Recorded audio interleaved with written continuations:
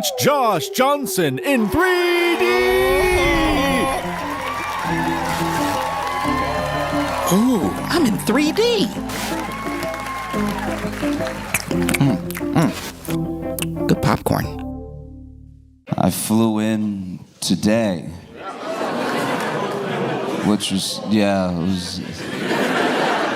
I got to the airport and I was like, all right, people said it would be bad, but I don't know if it'll be that bad. You know what I mean? And then I got there and I was like, they didn't tell me everybody would be here. They didn't tell me the whole city had a flight today.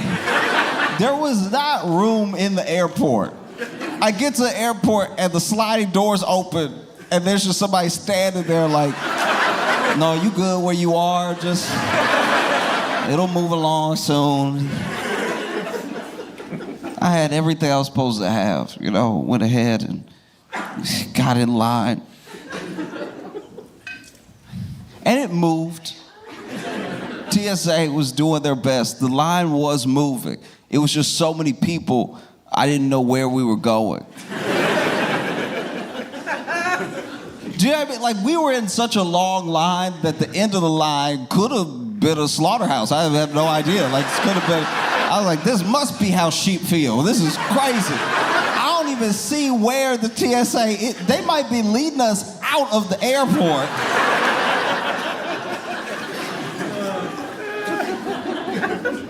And then while I was in line, I witnessed a couple of tragedies.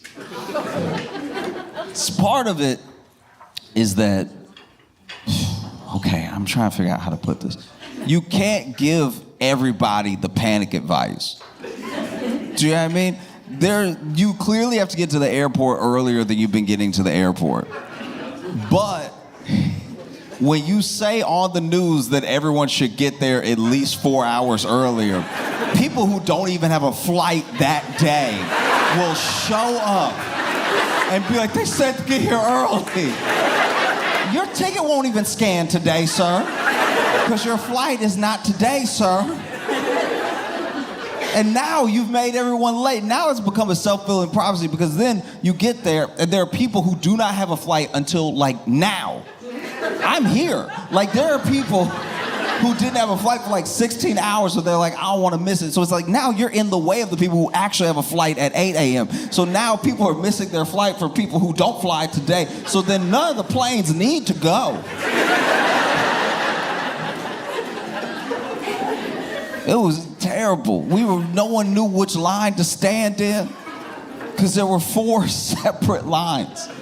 There was like general, regular, there was pre-check, there was like sky priority, and then there was the touchless. And they were all long. But they just had different things happen when you got to security. But they were all incredibly long. And so no one knows where they're standing. There were some people that were like, I think I'm in the touchless line. I'm about to find out. What a terrible game show to play. Will you or won't you make the funeral? The line was so long.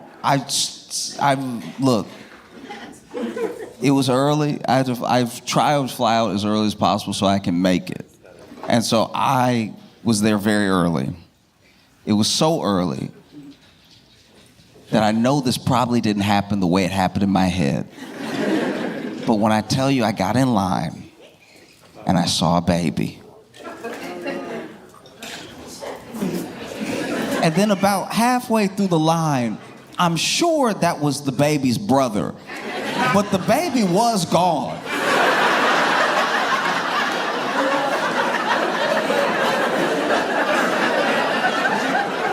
And so now I'm like, wait.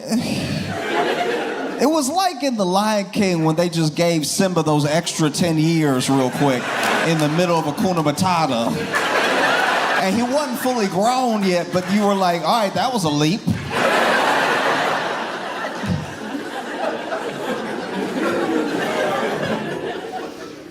Oh, it was bad. It was very bad. People losing their patience. the people. There's something about screaming at the airport where not only does nobody take you seriously, but no one comes to help you. Like if somebody busts out screaming on the street, some people might stop and stare. Some people might come over to help. Screaming at the airport, you aren't sure. You're like, okay, is this a scream out of like you the first person to notice something and we should all be screaming? Or are you just a future no-fly list individual?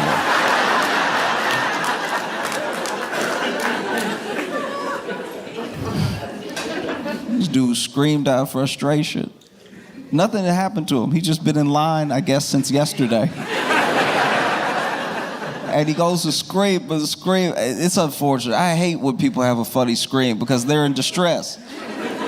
You don't want to laugh at someone in distress, but it's too good. This man was over here in line. Nothing happened to him. The line just not moving. And he goes,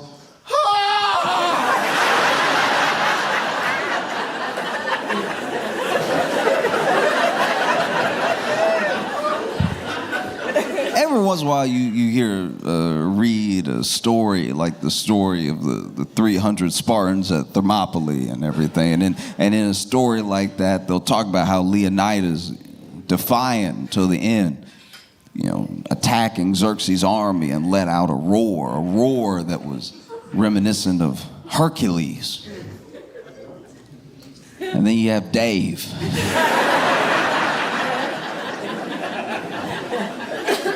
And Dave has a roar let out from 2.5 hours of waiting. Not exactly the same as being boxed in by a foreign army. And when he lets out his screech, it's not so much reminiscent of Hercules as a bird that flew into a window. It was the worst thing that happened. Was we were in line and then I was waiting. When I got there, when I'm finally inside, I think I'm in the touchless line. I think I'm in the touchless line because a very, very, very tired individual pointed at that line and said, "That's the touchless line." And I was like, "You're not even looking at the line, but I'm gonna get in the line because you've probably been doing this since 2 a.m. I get in the touchless line, and then I hear this person that works for the airline scream out. She screams, and this isn't like, ah! This is like a real scream. She's like, oh, what happened? And there was a dog, I hope it was a dog. There was a dog poop on the floor. I know. And there wasn't a person with a dog in sight.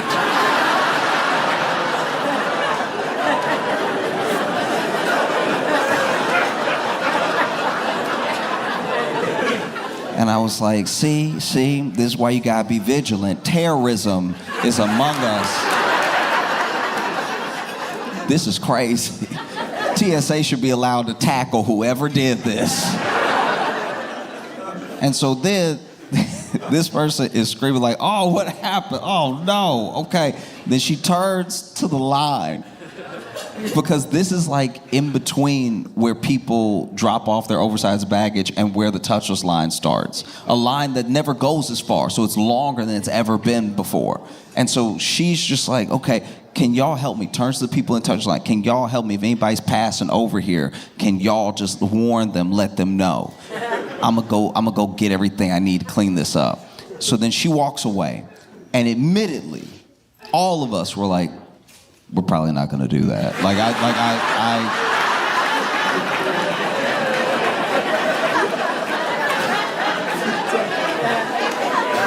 No, I'm not trying to be rude. It's just, we probably not. If the line goes, I go. I don't live here, right? And sure enough, because it's frantic and because there's 4 lines, it didn't take long. Took about 20 seconds. And this man over here on his phone too, yelling at somebody. He's like, what's wrong? What are you talking about? What are you talking about the flights at 10? It was supposed to be at 1. I'm at the airport right now. I can't. And drags his suitcase through all of it.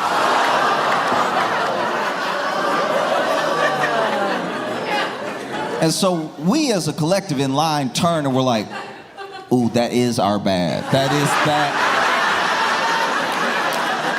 That's why you shouldn't have trusted me, because I'm over here thinking about other stuff like that.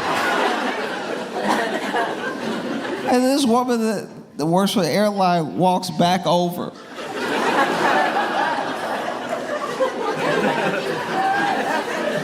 And yells out, "What happened?" To be fair to her, she was gone for 20 seconds. We let her down immediately. Oh, we let her down quick.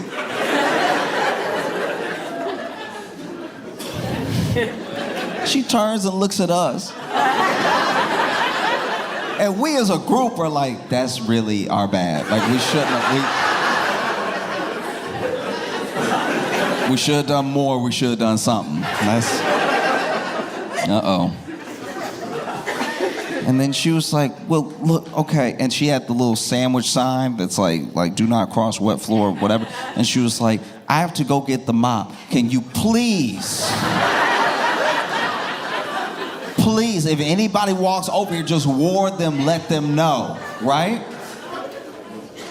And once again, we were like, you couldn't trust us the first time, so I don't know why it makes you think. But sure, yeah. And so she walks away. And this is the thing. I've been in line for a while now. The first 10 minutes I was in the line, it was actually moving pretty good. Then, for like 10, 15 minutes, it didn't move at all. And that's when this happened. But then, almost as soon as she left, I don't know if they opened up another lane, I don't know what happened, but like the line started moving again, and really moving to the point where I was like, oh, this is great. This is great, I'm covering so much ground. But I'm in line with everybody else, and the line starts moving, and once again, I don't live in this spot so that I move when the line moves. And it didn't take long, I forgot about it. That's in my past. I forget about it until I hear somebody yell. And they yell like,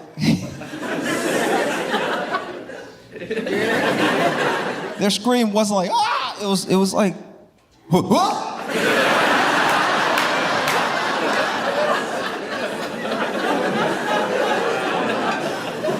Because they fell.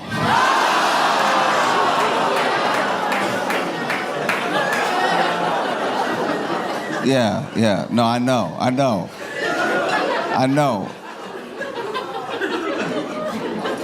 And then I hear her. I hear her walk back up to the spot. I hear her yell, "Who are you?"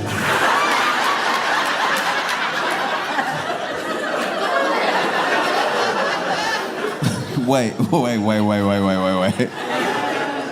I understand. You're at work. You're doing your best to get through your day. A day that's been made infinitely harder by how many people are here and how nervous, anxious, upset they already are. The day just started. And you're just trying to do your job. And then out of nowhere, wow, something that should never be here. But you know what? You, being the good employee that you are, you try. I'm just gonna take care of it. I'm not even gonna think about how I shouldn't have to do this at all. I'm just gonna try to take care of it. So you turn to your fellow human beings. You're like, hey, other citizens, could you please have the humanity to, if someone crosses the path of this thing, which is highly likely, everyone is at the airport today. All 9 million New Yorkers are here today. Just yell out something and then you come back and your fellow humans have let you down. there's now tire tracks. And so you're like, you know what? I'm still gonna keep a good attitude. Let me put this down so hopefully more people don't come across everything. Let me go get the mop and the water I shouldn't even have to get because this is not my job, right? And then you come back and there's a guy there now. Because I should back up for a second. Not only did this guy scream, he did a scream I had never heard before. Because he screamed the way that you heard, whoa, whoa, whoa. That's the fall. That wasn't the scream. The scream. Wait, you got, okay. Don't make me laugh. Okay, wait. Because to hear the scream, y'all gotta be silent. You gotta be absolutely quiet because you're gonna hear it the way I heard it. Because I was far away. I've never heard anything like this before because it was quiet, but it was loud. But just, okay, wait, shh. Perfect. He went,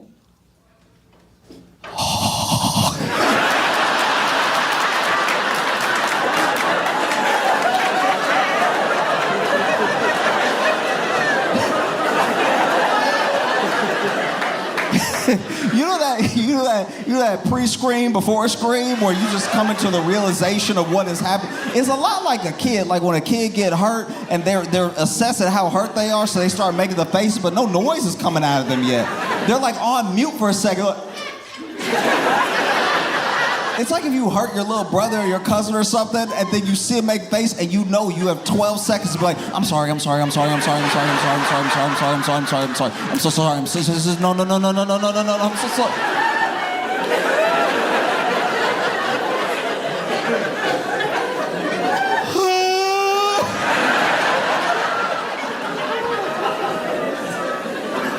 This man slipped. Whoa!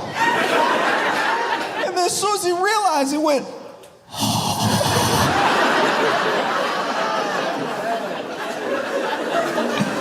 the quiet whisper of realization.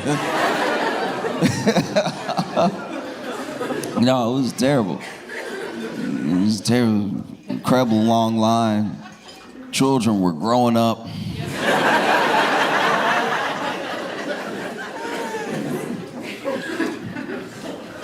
And then you finally get to the front, and poor TSA is over here not getting paid off and on. Like they go maybe a couple weeks getting paid if they're lucky, and then they're not paid again. Like, crack doesn't even have this job insecurity. Like, this is crazy. You work for the government, and then you're getting paid sometimes, and then you're going long stints without getting paid, and then we got your back pay, but you still had to live life while you were waiting for the back pay. And the entire time, you have to deal with us. Listen to me. We, as Americans, for the sake of not just TSA, but ourselves, we as a country have got to learn what metal is.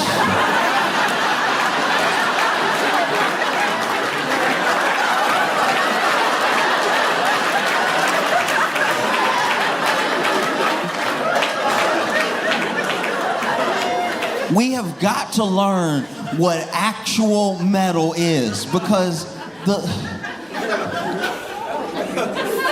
these TSA workers look so exhausted, because from the time they start their shift, you have people trying to walk through the metal detector. And as soon as it goes off, they're like, oh!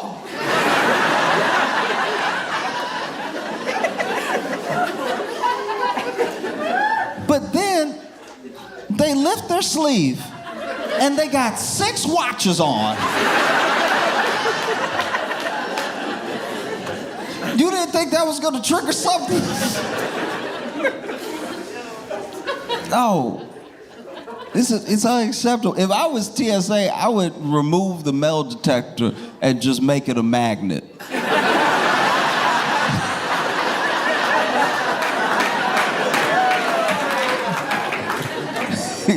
Forget to take your belt off, you walk through, yeah, you know what I mean? Y'all wasting everybody's time. Oh.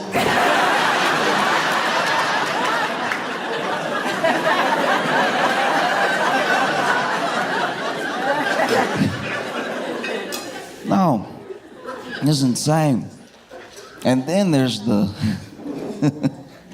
there's like the indignance when your bag gets pulled.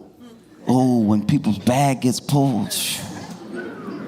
It's tough. I've watched a lot of people try to get away with stuff. This is the thing. When I first started traveling, it was hard to know like whose side to be on in some of those instances because truly it would be like, okay, you're not supposed to have more than 3 ounces, but this thing literally says 3.2 ounces. Like before they made travel size toiletries and stuff, people would just be going through it at the airport.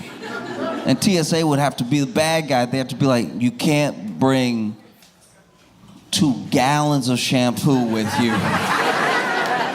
And people are mad at you because they're like, why'd you need to take the shampoo? This is my special medicated shampoo. This is the only one that works with my hair. If I wash my hair with any other shampoo, my hair catches on fire. And you over here taking my only good shampoo. What's wrong with you? You the devil? Why would you take my shampoo like this? You love doing this, don't you? You love taking people's shampoo so their hair catches on fire. And then you're like, yeah, look, I'm sorry. You cannot bring 2 gallons of shampoo. The people who I have watched argue with TSA, it's initially when I was like in my early 20s and I was flying for some of the first times I had flown, I'd see people really try to like haggle where they're like, I know it's not supposed to be over like 3 ounces, but it says 3.2 on the bottle, can't I just? And they're like, no. Like, I understand getting annoyed when somebody's like a stickler, but when I tell you, I've traveled so much now, I've seen people try to bring to a flight, they give the reason, and the reason never makes it better. There was a dude who actually tried to fly with a sword. And I'm over here getting my suitcase, getting like my backpack, everything, passing by. And so I didn't get the full story. Honestly, I should have stayed and been nosier, but I didn't get the full story. All I heard as I passed was him go, I'm not gonna do anything with it. And it's like that.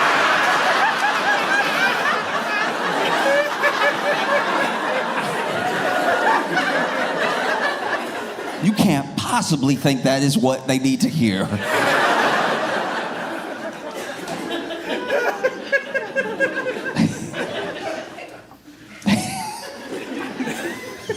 Because I've been stopped before, and it's never fun. Because sometimes it's just you like forgetting that you have water in your backpack, and you're like, oh, I'm sorry, yeah, throw it out, whatever. You know what I mean? Especially if you're in a hurry, you're like, oh, what is it? What could I possibly? And getting stopped at TSA is a lot like getting an offender bender. Because initially, right when the thing happens, you don't think it could possibly be your fault. Do you know what I mean? Just like when 2 cars make slight contact, just that little bump, it's like, oh, why would you stop when I was going? Oh, just because the light's red. The light. It's the same thing. It's the same thing. When your bag gets flagged, you're like, oh, what? What is it? What? Do you hate fun? Is there fun in there? And then you realize it's your fault, and then you're like, oh, well, my bad, I'm sorry. Yeah, I'm sorry, I didn't mean to put 6 water bottles in there, that's my... Because I've never had the boldness to be indignant with, I've also never packed a sword, but I've never had the boldness to be like, what? Somebody did 9/11, so now you think I'm gonna do something with my sword. That's a stretch. They didn't even have swords at 9/11. I got stopped by TSA one time. This was very embarrassing. It's terrible. I got stopped by TSA. They flagged my bag, and the whole time, they asked the questions: anything sharp, anything like I should be aware of? I'm like, no. And this time, I was genuinely mystified at what they could, because I didn't pack any merch. I didn't pack, like I literally just had clothes in there. I think even my toothbrush and stuff was in my backpack, not my suitcase. And so I was like, no, I'm like curious with them.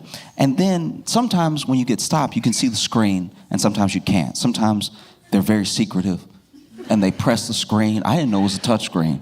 Press the screen.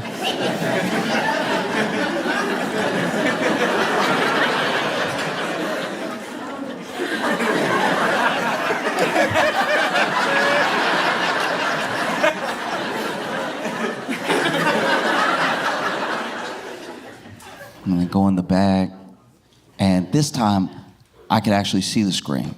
And so I saw something I didn't even recognize, and he turns the screen to me even more, and he's like, "Are those brass knuckles?"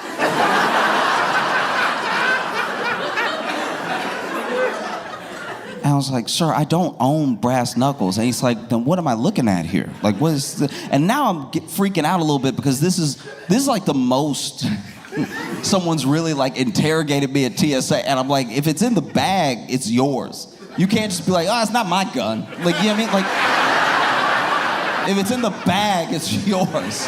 And so now in my head, I'm like, ooh, I wonder if I like bumped into somebody in security and then they like Ocean's 11 put some brass knuckles in my bag or something. I don't know what's going on. Somebody's trying to jam me up. I'm glad I didn't panic. There was a part of me, look. I don't know if you can tell, but I'm pretty soft. So like, as soon as they had 3 questions for me, I was like, I didn't do it. Like,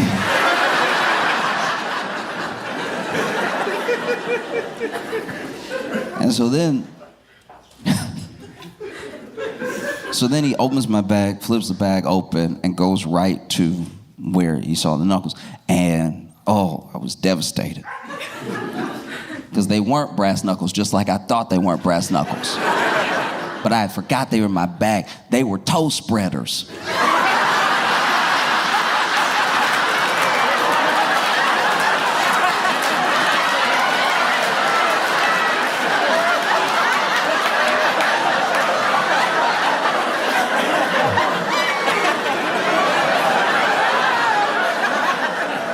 Look.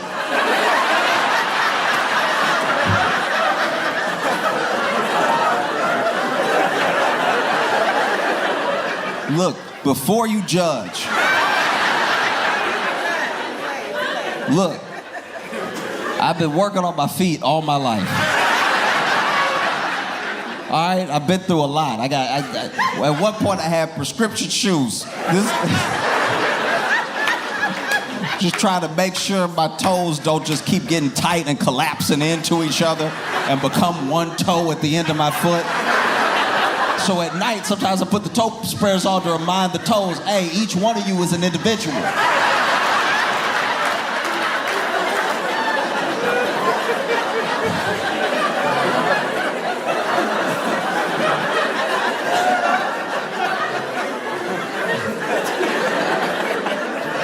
Yeah.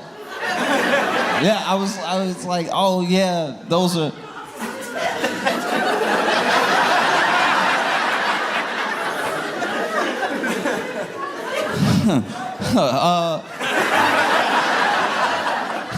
Yeah, those are my practice knuckles, dog. Like,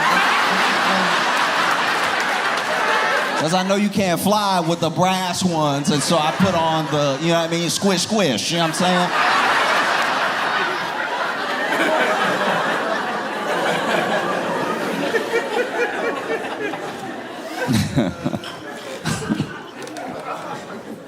I used to work at a grocery store. I've worked at a couple grocery stores. I've had a bunch of like odd jobs in my life and everything. And what I appreciate about those odd jobs was odd hours. Because then you always left your shift with some sort of story. Something happened because you were out when no one should be out. There was one time I got off work. It was 3 a.m. I got off work, and I'm walking out, and I see this woman, and she was clearly from the situation. A lady of the evening. And I witnessed this lady of the evening quit.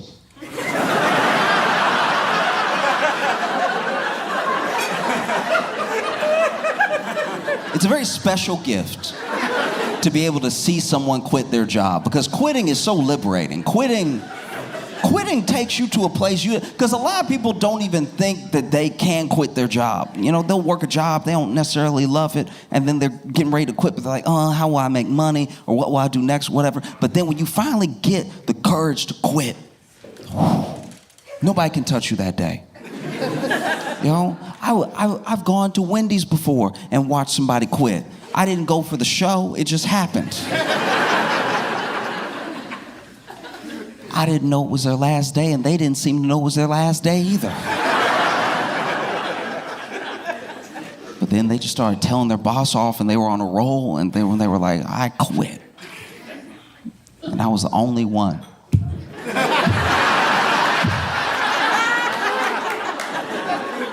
But yes, there was a woman outside. I'm walking out of the store, and she was quitting, and she was like, "Yeah, I'm done with you. It's over. I'm finished. I'm not with you anymore. I'm not working with you anymore. I don't want to see you again, right?" And start storming off, right? And this man, who in this situation was clearly her pimp, was also. There's no other way to say it. He was also in a wheelchair, okay?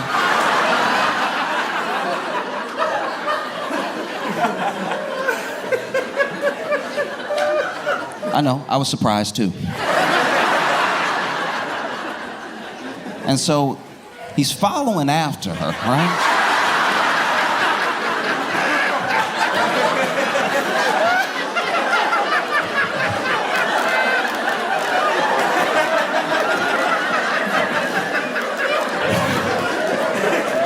And he's furious, and he's saying all the stuff that pimps say, and stuff that pimps say from the movies. Like, he was over here like, how you gonna leave me?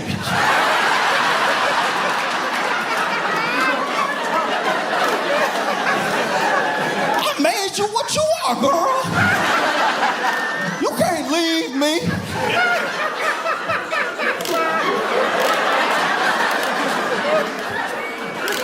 Get back here. You need to get back here right now and apologize, right?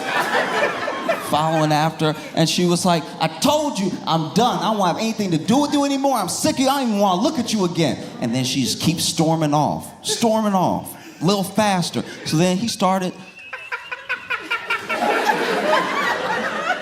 cycling a little faster. It's over here talking about, you sick of me, I'm sick of you too. But you work for me, girl. You can't just walk away from me. You work for me, right?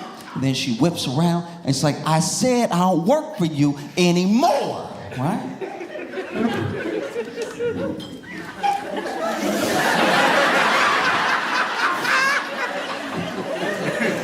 She got pretty far ahead of him.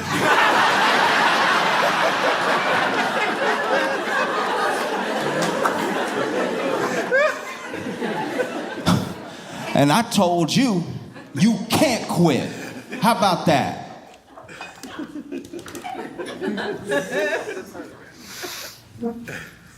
And she turns around. And she said, I can't quit?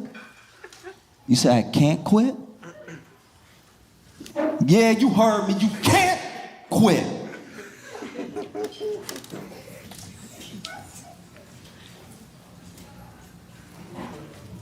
And then she kicked him in the chest.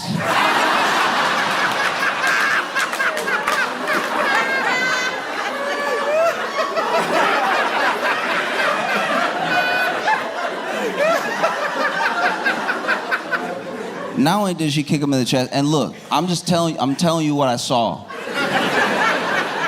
I am not on the pimp side. I'm just telling you what I saw. She did wait to kick him until they were uphill. Like, shit. Because now he over,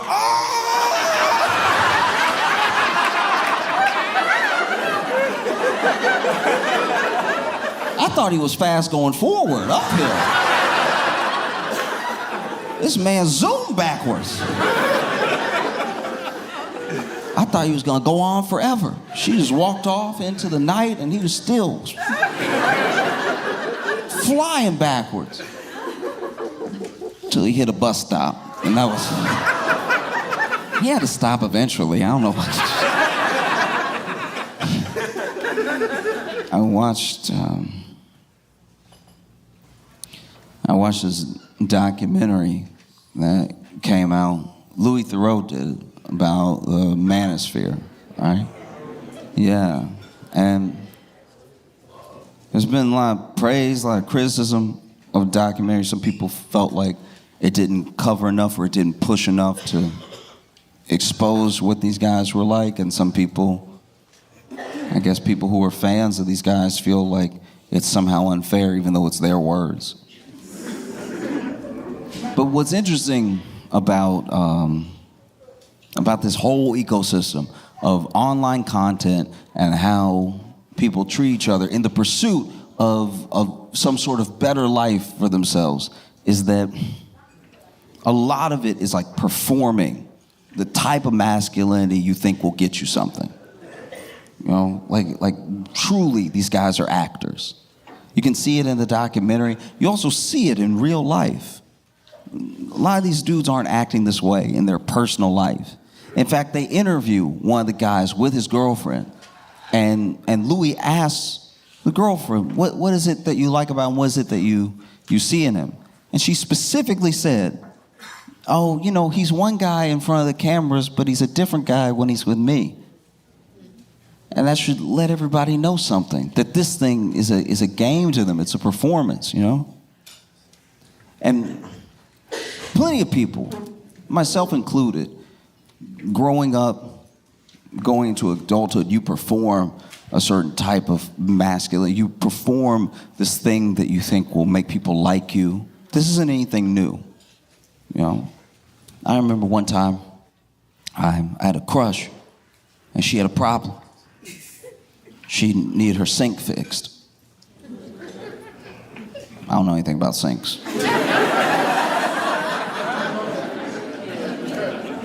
But I wasn't gonna tell her that. I had the whole thing worked out in my head. I was like, okay, look, I'm gonna look up online everything about sinks. I'm gonna get in there, I'm gonna fix the sink, and then she'll be so grateful she'll let me take her out to dinner. This is the beginning of a beautiful friendship. She's gonna tell our grandkids that your daddy fixes sinks, and I'm gonna lean away from my grandkids and be like, you know what I mean?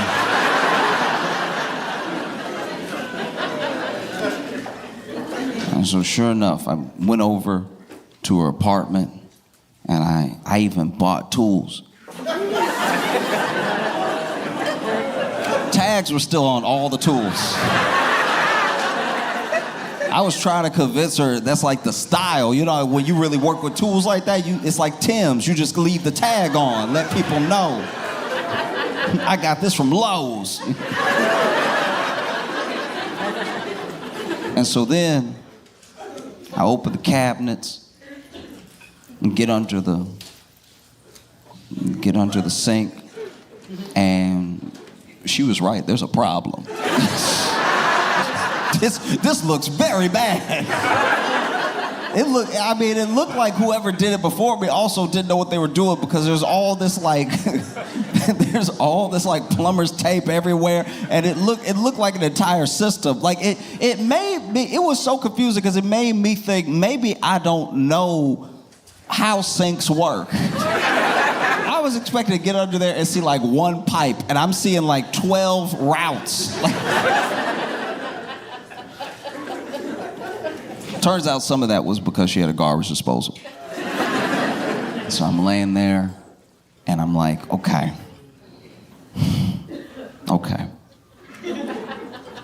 I'm out of my depth because everything I looked up online did not cover what to do in this situation. All I really took away from what I saw online was righty-tighty, lefty-loosey.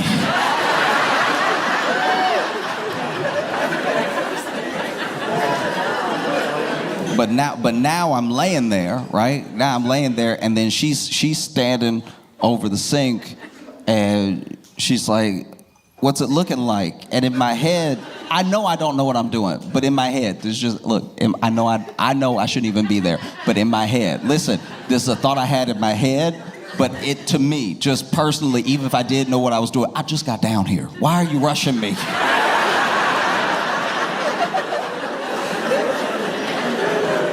But because I don't know what I'm doing, now I'm panicked. I'm like, This doesn't make any sense. But I'm laying under the sink, and she's like, "What's it looking like?" I'm like, it's all here.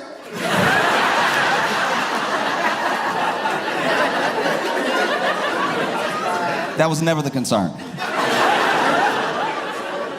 And so then I'm like, I need to buy myself some time. What do I do? And so then I grabbed one of the wrenches, and I just started banging the pipes. I was like,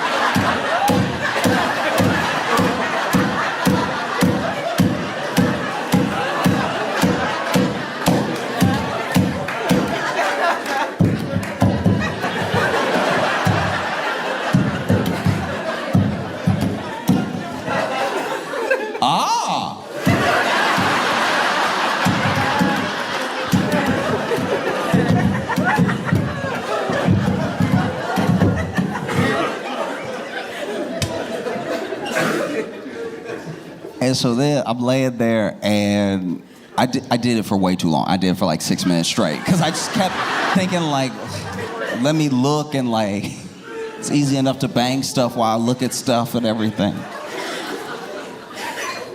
And then, finally, I noticed in all the banging that one of the bolts, I don't even know what it's called, but basically it was loose. It was loose. And so I was like, "Ooh, maybe this is it. Maybe I found it by accident, but still maybe. Let me go ahead and tighten it, see what happens." And so I tightened it up, and then, put on my best wannabe plumber voice. It's like, "Go ahead and try it."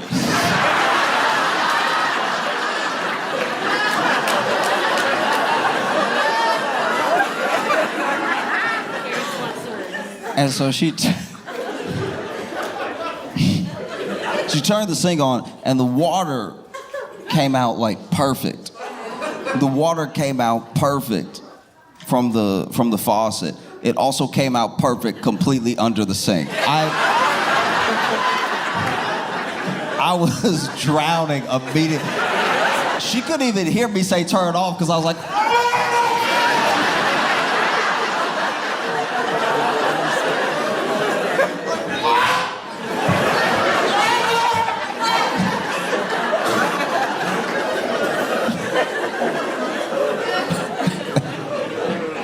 oh, no, performing only works so well. It's very difficult to get to the bottom of the root problem, because it feels like so many of these problems are that these guys that, make no mistake, are grifters. These guys identify real problems. They identify real feelings, and they manipulate it just in time to bring these young men in, but actually give them nothing. Because if you're a young man right now, I'm very blessed. I'm incredibly blessed that I grew up in the time that I grew up in. I'm a millennial, and so when I was a kid, I had some internet. I had almost like a half and half experience, because I remember doing those sandlot type baseball games with your friends where you're playing in the street and a car comes and you have to break up the game for a bit, and then you resume, and then you argue about what a home run really is.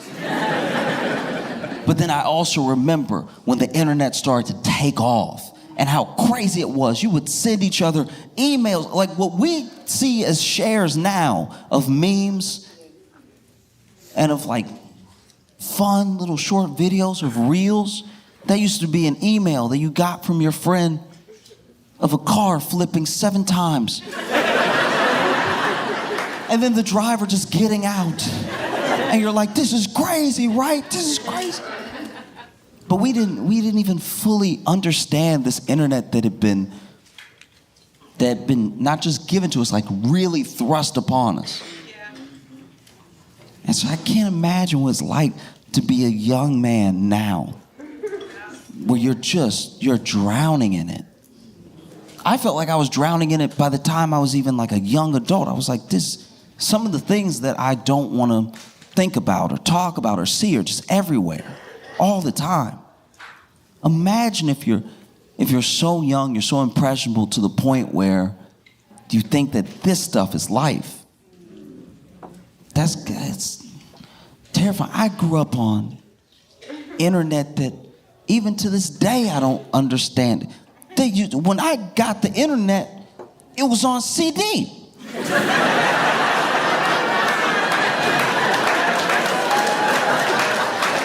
To this day, I don't know how that worked. What is on the CD? What is that? Because I thought you would just get, okay, this is gonna be very annoying to explain, but some of you are young and this is gonna sound fake, but you used to get internet. Okay, you would get an offer in the mail. They would mail you internet.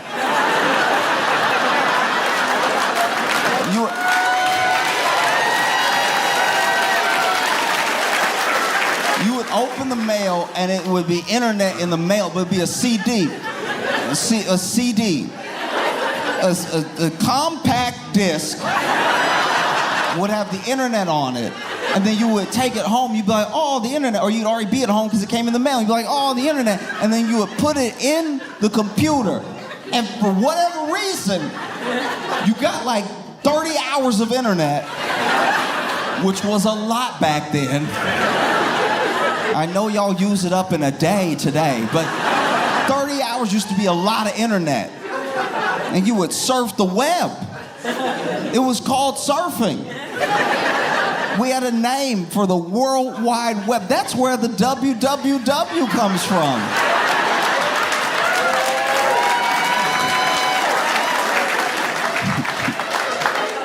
Do you want to hear any other facts that sound like they're from the Middle Ages? Yeah, you used to get internet from the disc, and then you would put the internet in the computer, and then you would have internet.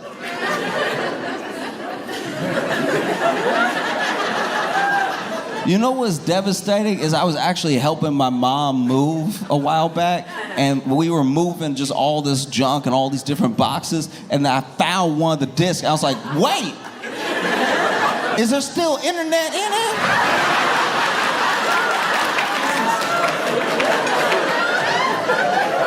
Now I just get mine from the hotel, but like, I wonder if I put the disc in while I'm connected to Wi-Fi, will that be super internet?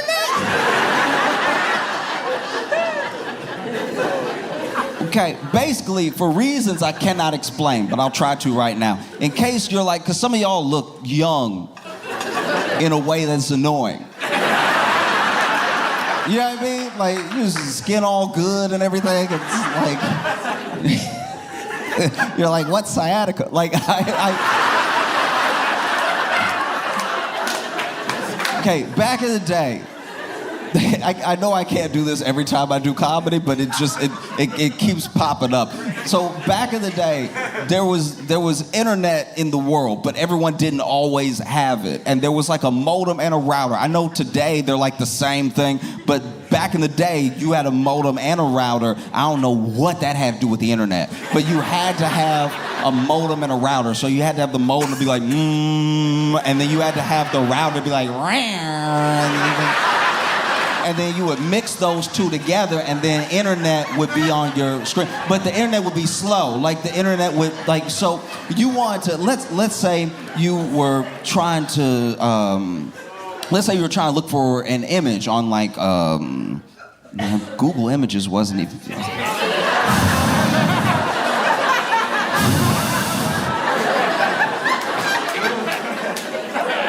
I hate remembering before Google images. But yeah, you would be on another site like Dogpile or Ask Jeeves or Yahoo, back when Yahoo, okay. So Yahoo used to mean something. I know that now Yahoo, because now these young people are in the workforce and there are certain emails where you can see in their eyes.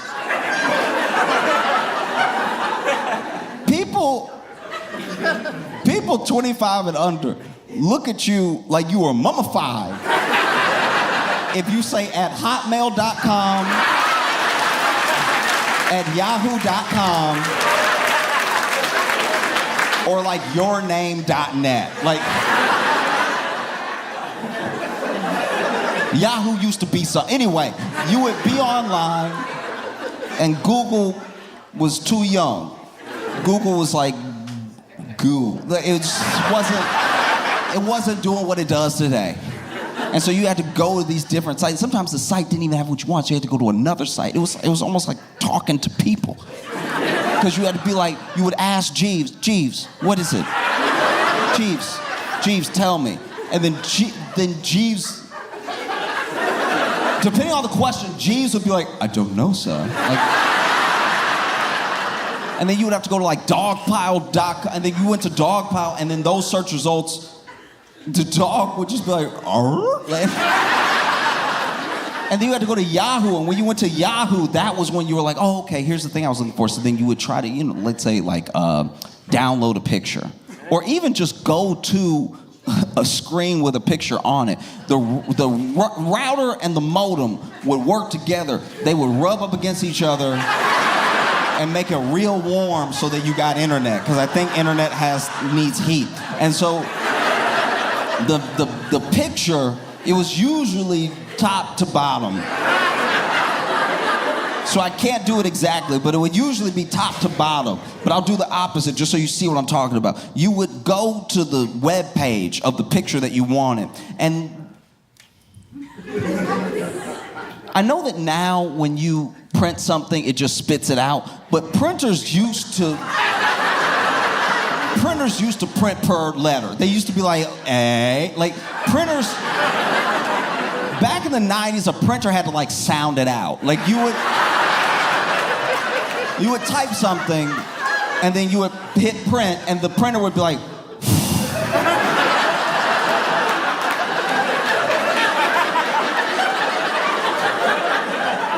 a whole page?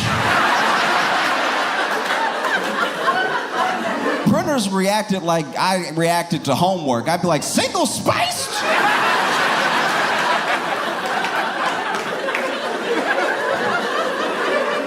And the printer was really working the way typewriters work, where it was a typewriter.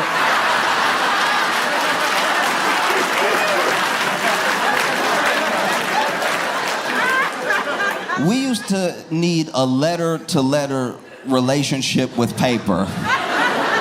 And you would type on a typewriter the way you do on a keyboard, and it would use all your fingers, not just the thumbs. And it would punch ink in the shape of the letter that you needed to, but then as the typewriter went, it was helping you out because it would move down the line of the page so that you weren't just like typing all the same letters in the same spot. And then at the end, it would be like, ding, and that would just let you know, hey, this line about to run off the page. And so then you would slap it. You'd be like, thank you. You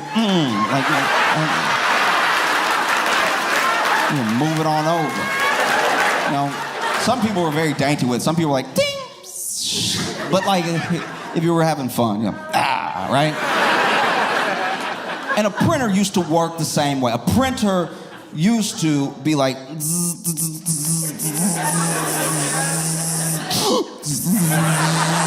because it was trying to do it as fast as possible and it was in a panic. It would spit out. Well, now when you went to a web page that had a picture on it, it would work a lot like that, where the image was coming across very slowly, and then it would just, little by little, you would see the image that you were looking for, and about halfway down the page, you'd be like, I think I went to the wrong page. This is not even... This isn't what I wanted at all, actually. But the way it would creep, it would be so little at a time.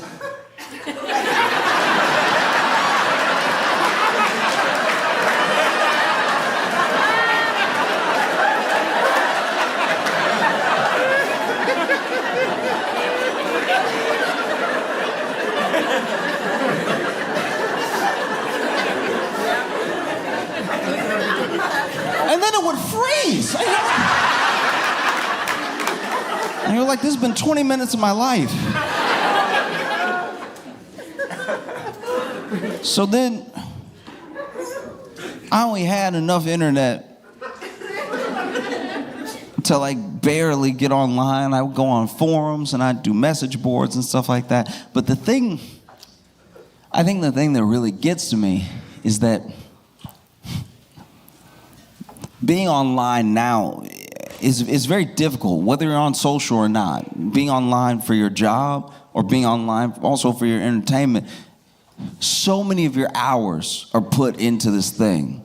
And sometimes we lose track of how it's affecting us. We think that we're choosing everything. And we never stop to think that maybe some of this is taking us for a ride, you know, especially when you're a kid. Because I fully understand the criticisms of the documentary that it talks about these men and their backstory. It does a lot of work, some people have said, to like almost like normalize and humanize them to a level where they aren't as culpable for their actions. Even though they are saying really demonizing things about their own work in the documentary, it glosses over, you know, the girls and women affected by not just their like online behavior, but how they affect these young men who then go out into the world acting the way that they act to try to get what they have. Because you watch these manosphere guys, and some of them are very, very popular. Some of them are trying to be popular, but they have pretty similar messaging. The messaging is that the world is unfair. The world doesn't care about you. You don't have value. You have to create your own value. And no one will want you, not for companionship or friendship, unless you make something of yourself. And I can teach you how to make something of yourself. You know, no one's going to come save you. No one's going to come help you. But I care about you. That's why I'm going to help you become a real man, a high value man. They love talking about high value, right? Make you a high value man. And what they usually end up doing is selling courses. They sell these courses, whether it's to work out, whether it's investing, whatever it is. They sell business courses, start a business. There's one dude who sells courses on how to make courses. And I was like, I've never seen a more pyramid-shaped business model. This one is sharp, it's so pyramid. You will cut yourself on it. Oh. And you see these young men feed into it. You see them really accept what these people are saying because they have so much certainty. They have a deep amount, at least it seems, certainty in what they're saying. And they have money. And they have women in all their videos. So they must have a bunch of girlfriends, or some of them have wives and a girlfriend. And they're ripped too. If you're a young, skinny kid like I was, you might see them and be like, well, that's everything wrapped into one. He has companionship. He has a bunch of friends. He has a bunch of money. He goes to parties. Women like him. And this is a thing that I genuinely, obviously every man from beginning of time grows up with certain levels of misogyny around him, but I had never had to deal with a grifter like this. Not this exact thing. That's tough. The closest I came to really having to deal with this sort of thing was when, once again, I was very skinny. Like you could, it was concerning. Like it's just, I did not wear shorts. It was.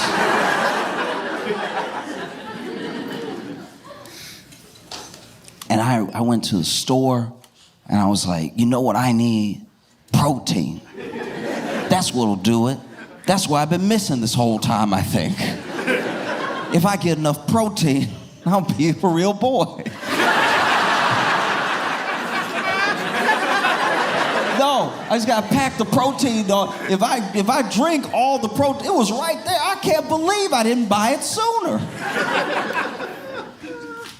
And so I bought this protein. I don't know. I'm gonna be honest with you right now. I have no idea what I bought. It was like Mass Gainer X7, and I was like, all right. Well, if I'm 7 times the size that I am now, I think I'll be like regular size. I was very skinny.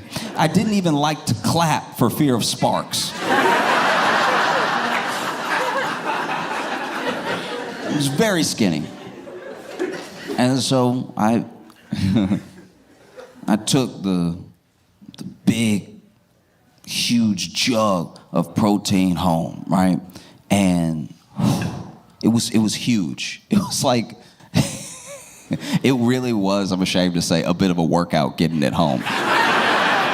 Because it was so big, because in my head I was like, I'm gonna take double the serving size every day, and I'm gonna need to do that for like a year, because you can't build muscle overnight. And so let me get the biggest one they have. I took the biggest one that they had at the store, and so I'm bringing it home. I sit it down, and I'm like, okay, this is it, a new life, because I already did the workouts, and I'm very sore, and you need the protein to get to the muscle to repair it. So, okay, here we go. And then I went to try to open.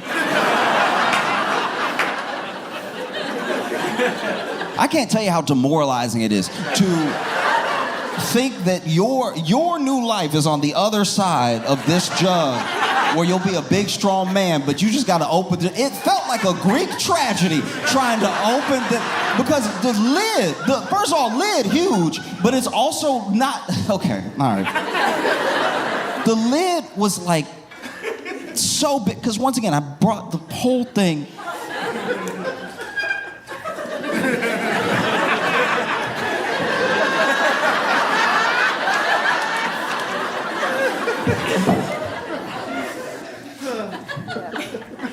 I went and got a spoon. I was over here hitting the spoon again.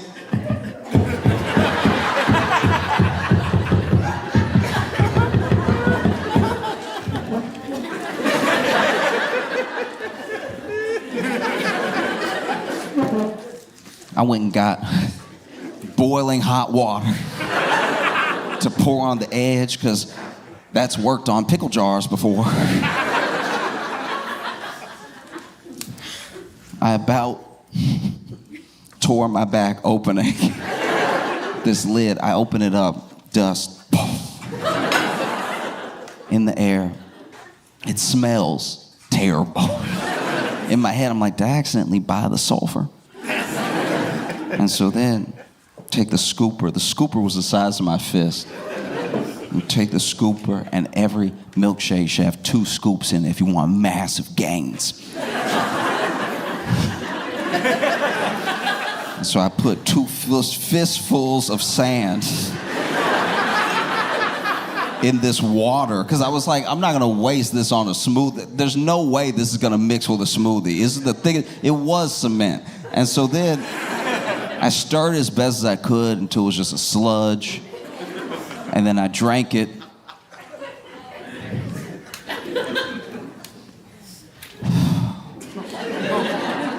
And I laid there thinking, okay,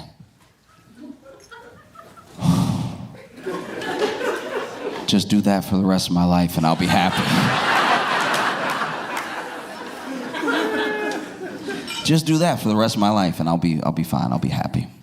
You know, because I'll eventually, the muscle's gotta come, the protein's in there. I already did the workout, so like I can't be full of protein and working out and just stay the same. That's not possible. And plus, I'm drinking Mass Gainer 7X out of a vat big enough to sit on. I woke up in the middle of the night with a stomach that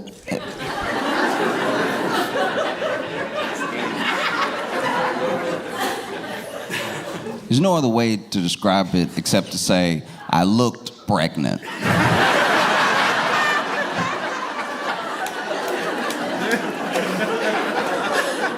This thing had given me the worst gas of my life. And I was just rolling around in pain and everything. And I was like, man, what am I gonna do? What am I gonna do? I feel so sick. And so I decided the next day I'm gonna work out, but I'm not gonna do 2 scoops. I'm gonna do 3 so I can get this over with. You know what I mean? Like, I can't live like this the rest of my life. Let's hurry up and get these gains in now. I can't keep doing this every night. This just...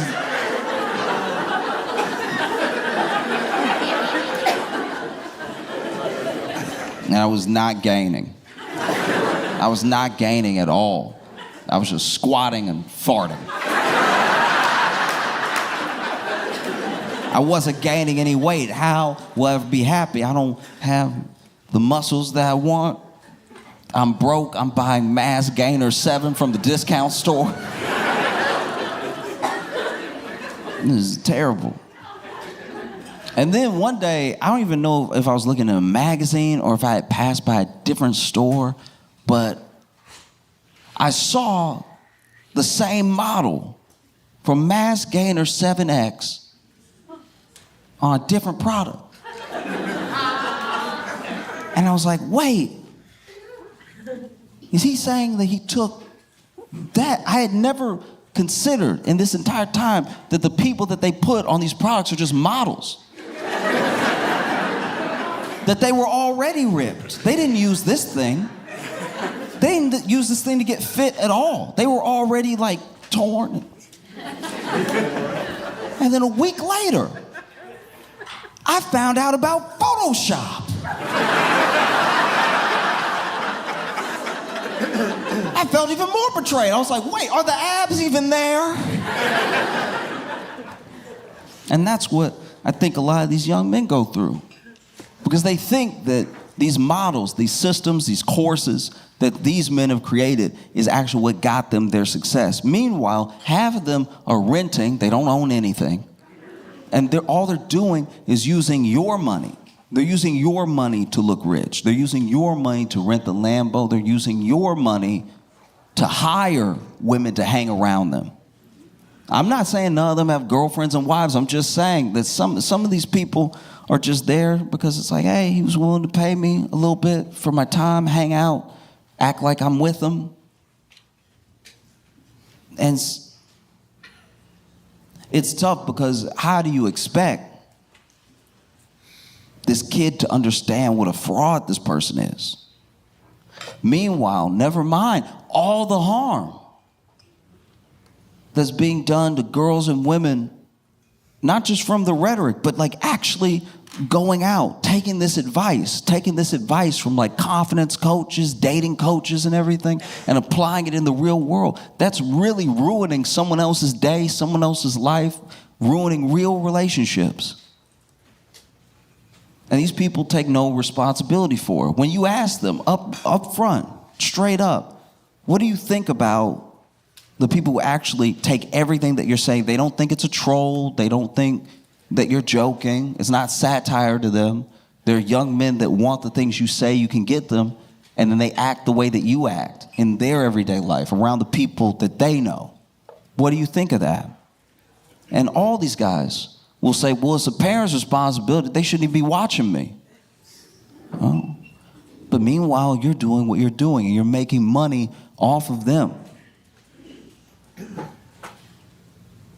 Like trying to quit manosphere stuff for a young man is, I can see how it's enticing because they're promising you everything. It's a lot like having a pimp.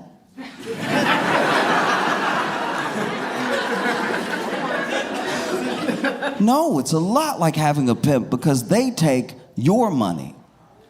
And they promise you the world, but they don't really give you anything. And they tell you that they care about you, and they really don't. And you can tell from the way that they treat you. and they try to control you. And all they're really concerned about is what you do for them.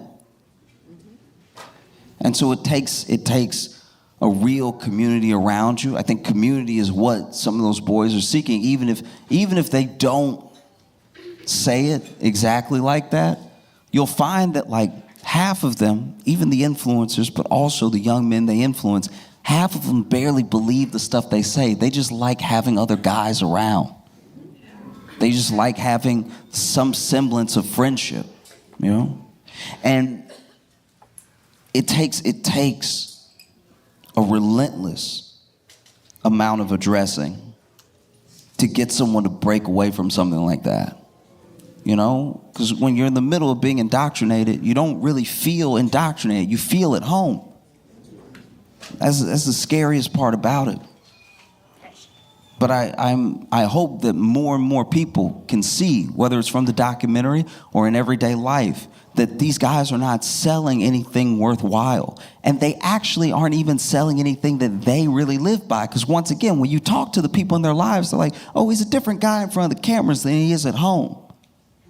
So all these people are pretending to be a guy that real young men are chasing to have a life that nobody has. You watch the documentary, and I know it's about the manosphere, so you have to talk about the men who are part of the manosphere, and you have to talk about the men who are influenced by it.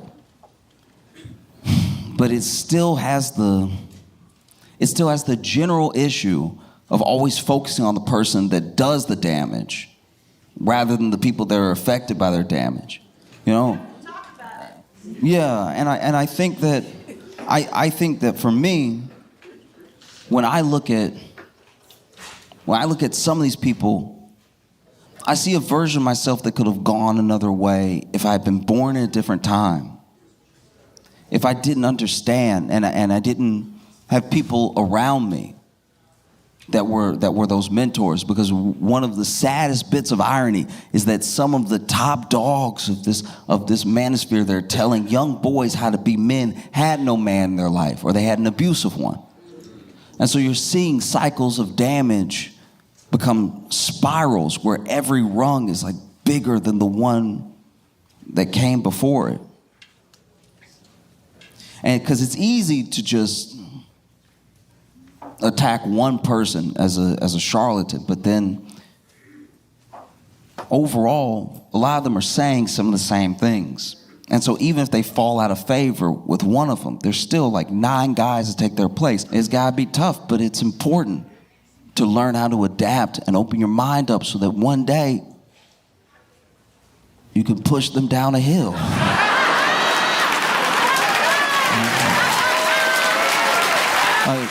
Y'all been amazing. Thanks so much. I appreciate y'all.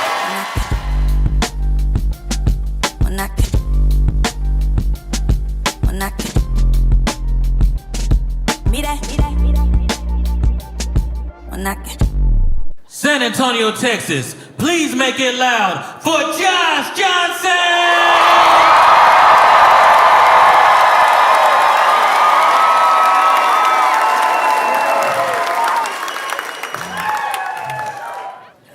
If I'm truly being honest with y'all, one thing I've not been able to stop thinking about is the tariffs. It's like is all I can think about, because all I read about, because it seemed like everybody is like, oh, this is bad. I know people who do not watch the news at all that are like, why is everything red? Did everybody change logos or something? Every time I turn on TV, everything red. What is that? My TV bleeding, something going on. No, in case you have not been aware, in case you're trying to protect yourself and go about your day, there's been a bit of a trade war going on. The wildest thing about a trade war is that you are allowed to like, okay. I was trying to put this in perspective. Okay, you know how when you were like on the playground and somebody would be like, my dad can beat up your dad. And you were like, oh, you think your dad can beat up my dad? It's like, yeah, I think my dad can beat up your dad. And then, kid one over here is like, yeah, well, my dad goes to CrossFit. And, kid two is like, yeah, well, my dad has been to jail.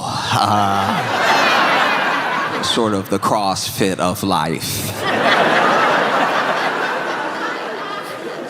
So I bet you my dad can beat up your dad. And then, other kid, CrossFit kid, dad is like, my dad, he has swords.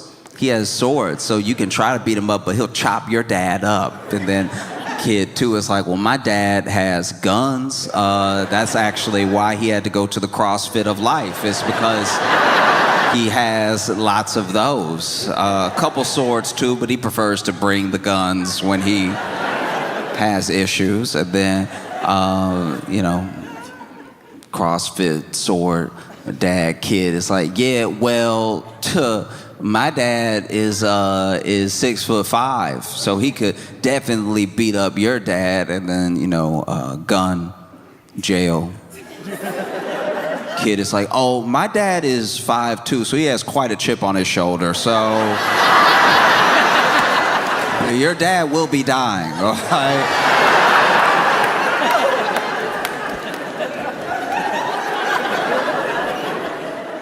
And that's kind of what a trade war is like. You know what I mean? It's like nothing has to happen in the moment, but it is a lot of being behind the desk like, I bet you my economy can beat up your economy.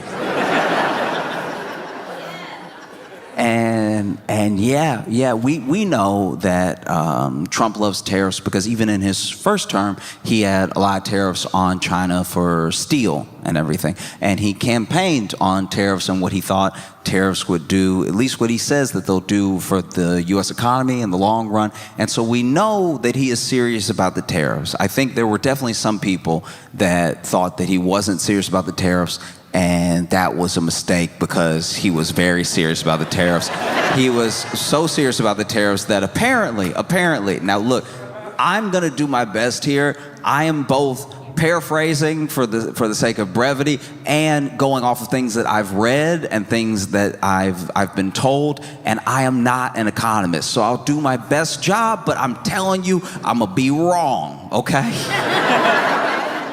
But I'm gonna be as close to right as possible on purpose. But apparently this man loves tariffs so much that right when he took office, there were economists, conservative Trump voting Republican economists who, while leaning right, still understand the economy. They still, that's not a dig. I'm saying that the two things can exist together. I'm saying that they understand the economy and they vote the way they vote, but they know the numbers, is what I'm saying. Because I'm not an economist. They understand the economists, kind of. So they immediately went to work coming up with tariff plans so that way, whenever Trump wanted to enact his tariffs, they would have the numbers ready, right? And so they did all the math and they did all the going back and forth and did all the figuring out that could be figured. And then they went to Trump and he wasn't happy with the plan apparently, because in order to enact the tariffs the way that he wants, the numbers, a lot of them at least, were quite small. So then Trump, paraphrasing, but he was like, what is this 1.7? What is this 2.8, these 2.3, this 0.8? No, we need big numbers. We need to impress the people. You gonna send me out there and embarrass me in front of America? I need big numbers. Get me some big numbers, which apparently is why when he walked out with that poster board, you know that... You saw the board. You know that board that... You saw that poster board. It looked like homework, right? Like that poster board. Yeah, poster board out, and he was going down the line, right? He was going down and just naming places like 10, 10, 10, 10, 10, 10, 10, little bit of jelly donut, 10, 10, 10, 10, 10, 10, 10, a little bit of chicken grease. That was not 100, that was a 10, 10, 10, 10, 94. you know, because he hit the world with 10% tariffs. If you were anywhere on earth, you could get this 10. Please don't think you can't get this 10 just because you uninhabited. Anybody can get it. Anybody can get it. Please believe me when I tell you. Anybody can get it. All right? You think you cute because you just got some little aminals on your little island? You still getting it, all right? We don't care. This is America. We do what we do when we feel like it. 10, 10, 10, 34, 10, 10, 10, 10, 78, 10, 10, 10. And it was perplexing. The economists didn't understand it. Top Republicans didn't understand it. Even the people that were in support of Trump and his tariffs couldn't tell you that they really understood it. No one really understood it because there wasn't too much to understand. Everybody who does numbers was like, ooh, this is not numbers. This is not the numbers that I thought it was when I thought They were on like CNBC, basically any money channel, any money news channel. When these tariffs went out, they were on there cursing live. They were like, fine us, we don't care, we're all gonna die. You think I care about $10,000? I'll throw you another couple. The dude who does the bleeps must have had money in the market because he was gone. They were up there cursing live. I couldn't believe it. Normally, you'd even see the blurry mouth. I saw them enunciate the swear words. I was like, okay. This might be bad then. If the people who do money all day are upset and they looking at the red and everything look upside down on the graphs, I'm pretty sure it's supposed to go up like this. Yeah, I mean, you getting a little low. Dow Jones was not playing. That Dow Jones was like, hey, I'm dead, y'all.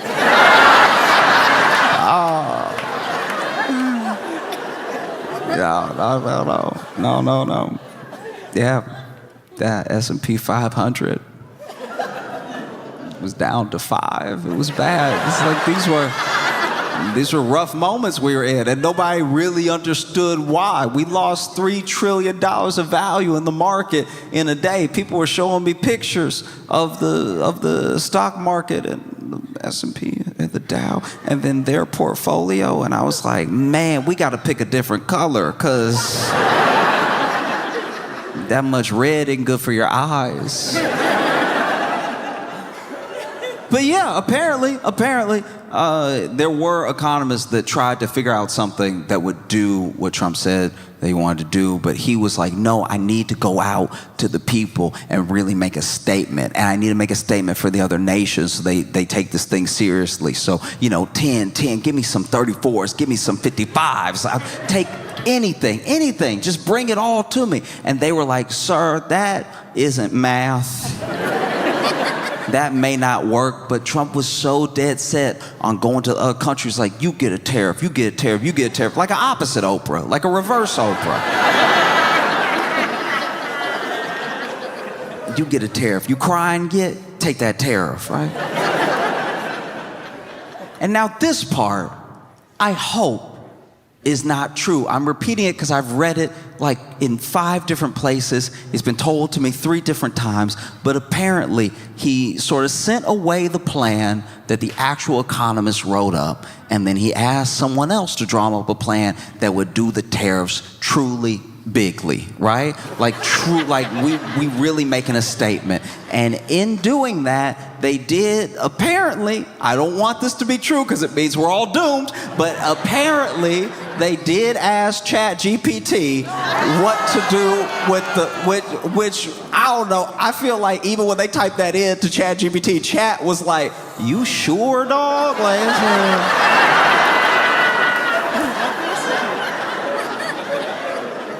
Which is a fitting bit of irony, though. It is kind of funny to me that like ChatGPT wrote up a formula that was then applied that then tanked the stock of the company that owns ChatGPT. Like it's a beautiful little closed loop.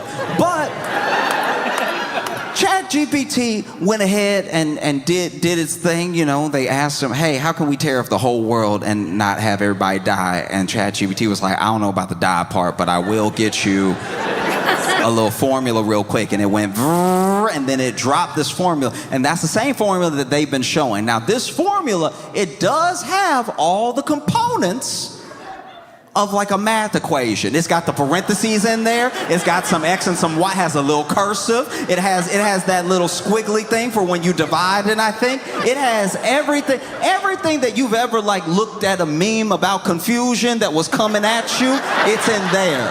It's all that stuff. All that beautiful mind drawing stuff is what's in the thing. It's got some tops, it's got some bottoms. It's got some other like little symbols rubbing together and everything.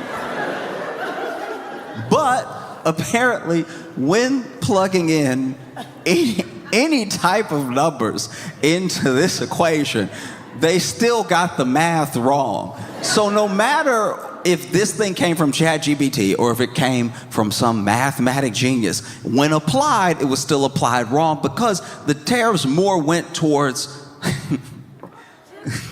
the tariff amounts more went to trying to reciprocate the amount of money with countries that we had a deficit with than the actual like reciprocal tariff, if that makes sense. Like we applied that thing as if, oh, they're just tariffing us this much, so we're gonna tariff them the same amount. But rather than actually doing that, we were like, here is some math just to make everybody confused real quick, and then we'll actually go ahead and slap a tariff on them for their deficit or for their surplus, which also does not make any sense because then we're both punishing people who buy a lot from us and punishing the people we sell to off the things that we sold them to make things for us, right? So it's basically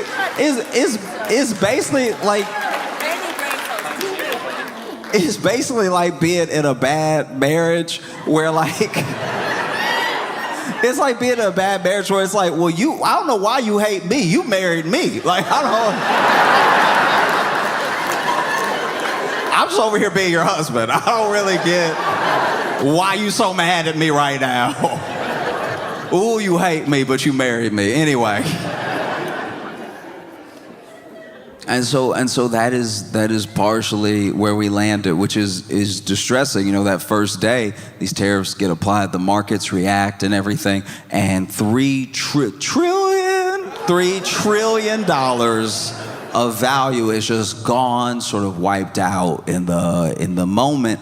And then the next day, it was worse, because the next day they were like, oh, we still doing it? Because we can get redder. We can get, oh, we haven't even broke out all the red in the crayon box yet. We can keep getting red. And then there was like another $6 trillion loss, like over time. But like we were at $6 trillion, I think, by like that Friday at 4 p.m. or something. And then we lost money over the weekend, which I didn't even think was possible. I thought the whole point of the market closing was to close. Don't keep counting. That doesn't feel fair to me, to keep counting even though we closed and now I owe more than I owed before. That's not fair at all. But then when Japan opened up and Japan was plunging about 8% on their market, and then our futures were also our futures, you know the future, you know the thing you're supposed to look forward to, that was also looking bleak for us. And then our market opened and the market was like, no, we still dying, dog.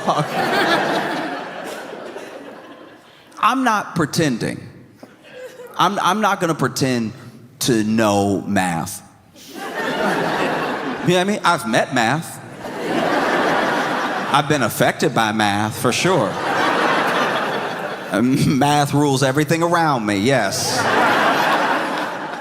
But when I tell you that the reason I don't want to hold like public office, I don't want to do any of that stuff, is because I don't want my math to affect anybody else, because I'm bad at it. I'm bad at math. The only time that my math affects other people's lives is when it's my turn to pay at dinner. And that is a bummer for everyone. That is, you can feel it. Okay. when it's my turn to pay for the check and I'm trying to, in my head, out loud, figure out the tip to then add I gotta divide to do the tip, and then I gotta add the number I just divided and then put that together and put that on the total on the merchant copy, all right? We're all up to speed. We've all been to a restaurant. But watching me do that it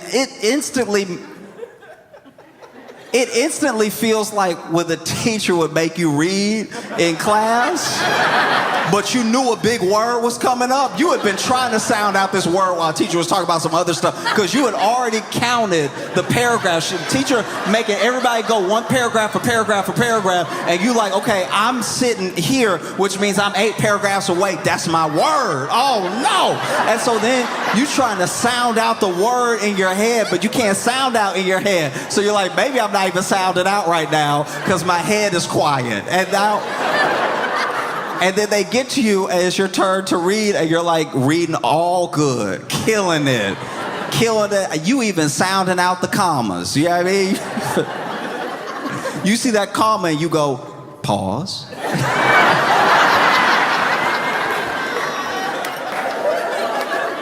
And then you finally hit that big word and you like, all right.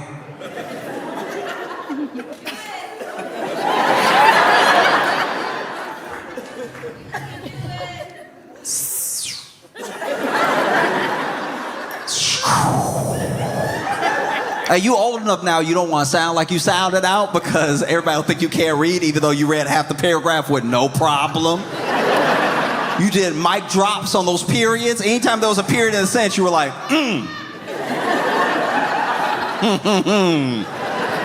this good textbook right here. Yeah, what do y'all know about this English lesson, this Chaucer, okay? And then you finally get to the word and you're like, that's a cough, that was a cough. That wasn't even me reading just now. That's,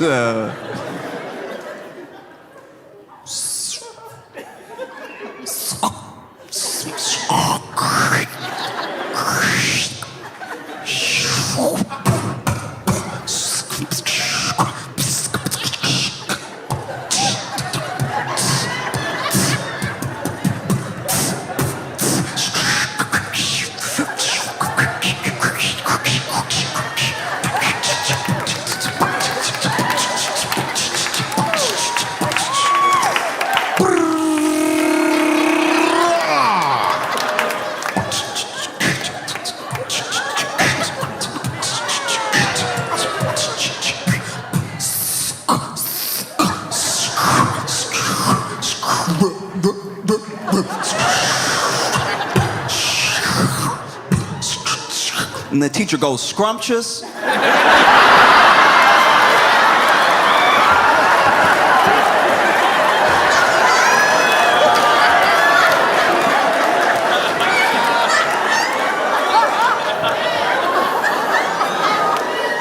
I was getting to it. I was getting to it. I was just trying to enjoy the word. I was trying to chew on the word. You the one getting all impatient and stuff. You trying to teach us patience. You're not even patient. That's me. Like, at least the closest I come to ruining everybody's life with math is when it's my turn to pay at dinner and I'm trying to factor out loud the tip, and I'm hearing me try to do math in my head, hearing a grown man say carry the is not gonna inspire confidence in my abilities, right? If I'm sitting there with the, okay, and then you got the two right there, all right? Anytime I gotta do math without a calculator or a pencil, it's a whole conversation. I'm literally sitting there like, all right, so, you know, I'm gonna do 25% because she was killing it, all right? So 25%, that's even better because it's also a quarter. Now I just gotta break this down into 4 parts and then put that line there, right? So now all I gotta do is get you to be still, be still, be still, be still. Stop it. I'm telling a 6 to stop it out loud at the table. Stop moving, all right? So now we gonna carry the 3, and if that 6 will be still, I think we at 9. No, that's up. That's not even division. That's more. Okay, all right. So I'm gonna put a 4 here. And that 4 gonna slide up and trip that 5. Gonna kick the legs up under that 5. And then that's a 1. Why couldn't this be an even number? Why couldn't somebody just order the guacamole like I said? That would have got us closer. Okay, so 7 and 3, that's 10 anyway. So that's 10. So now we know we gonna have a 2 in there.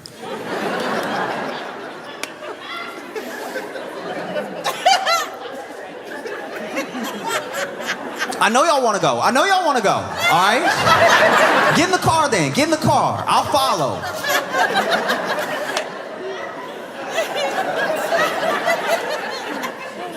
Yeah. And then I get embarrassed. And so I just write the total twice. And then I'm like, at least if I tip 100%, nobody could be mad at me.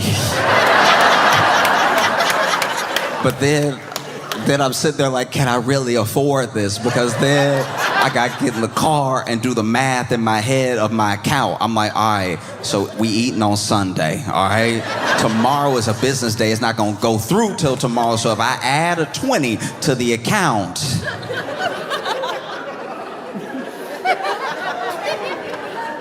ooh, I'm overdrafting hard. Oh, I don't know what the number is, but I know that fee gonna hit.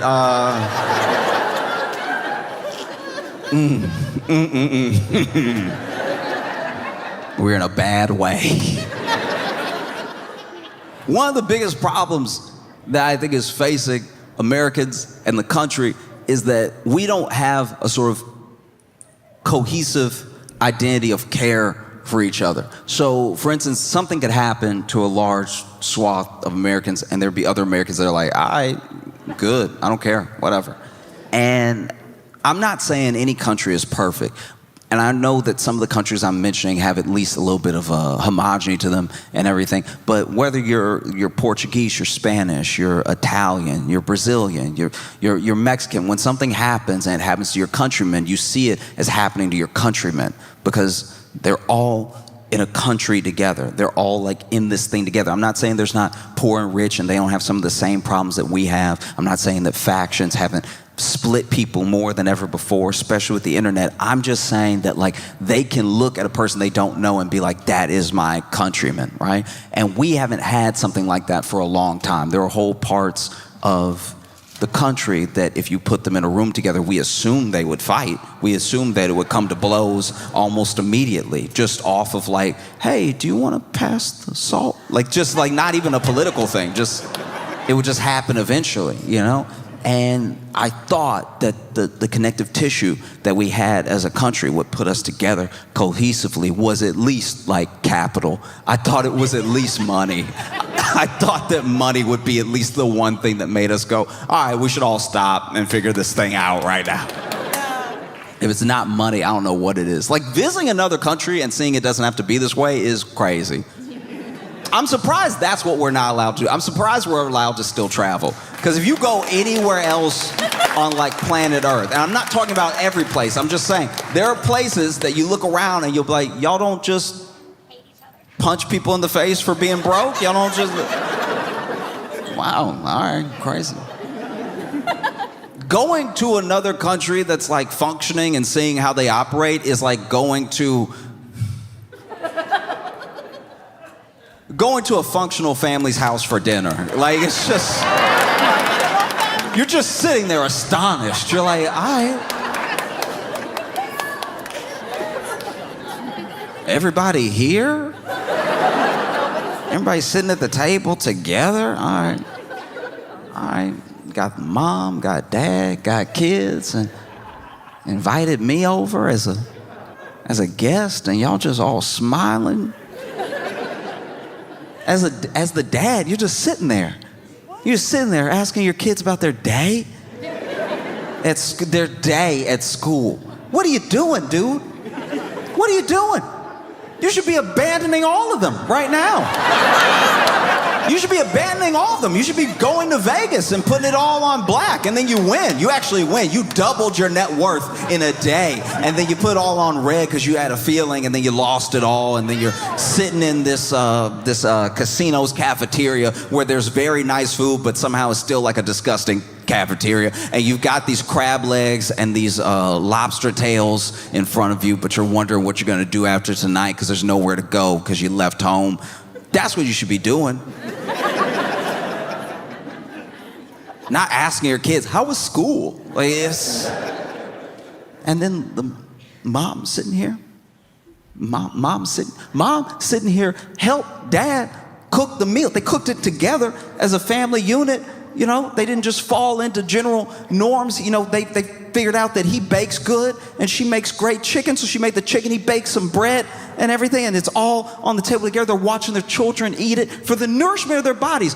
Food that they bought through the work that they do. They both work jobs. You have to be a 2-income household now. It can't just be one person working. And so they worked really hard and they bought that food and they cooked that food to the best of their ability. And now it's going to feed their children and give them good nourishment for their bodies. And they don't resent those kids at all. And that's crazy. Like, why aren't you looking at these kids like they ruined everything? Why aren't you telling them what you did before they were born? Like as a dad, you should be telling them, I used to dunk. All right? I used to have a sick vertical. And then, you know, you came along and I was trying to put your car seat in the car and close the door too fast and slam my knee. I'll never jump again, but enjoy your baked goods. Like, that's the type of dad that you should be. Just over here smiling at them, watching them enjoy your bread. Oh, Dad, it's so good. And as the mom, you're over here working a job, cooking as well, and not resenting anyone here. You did a great job cooking. Rosemary chicken, it's delicious. Succulent, not dry at all. How'd you manage that? How'd you manage not to dry it out? The rosemary's perfectly on there, and you shouldn't be here. You should be cheating. You should be cheating to give your kids something to fight against, okay?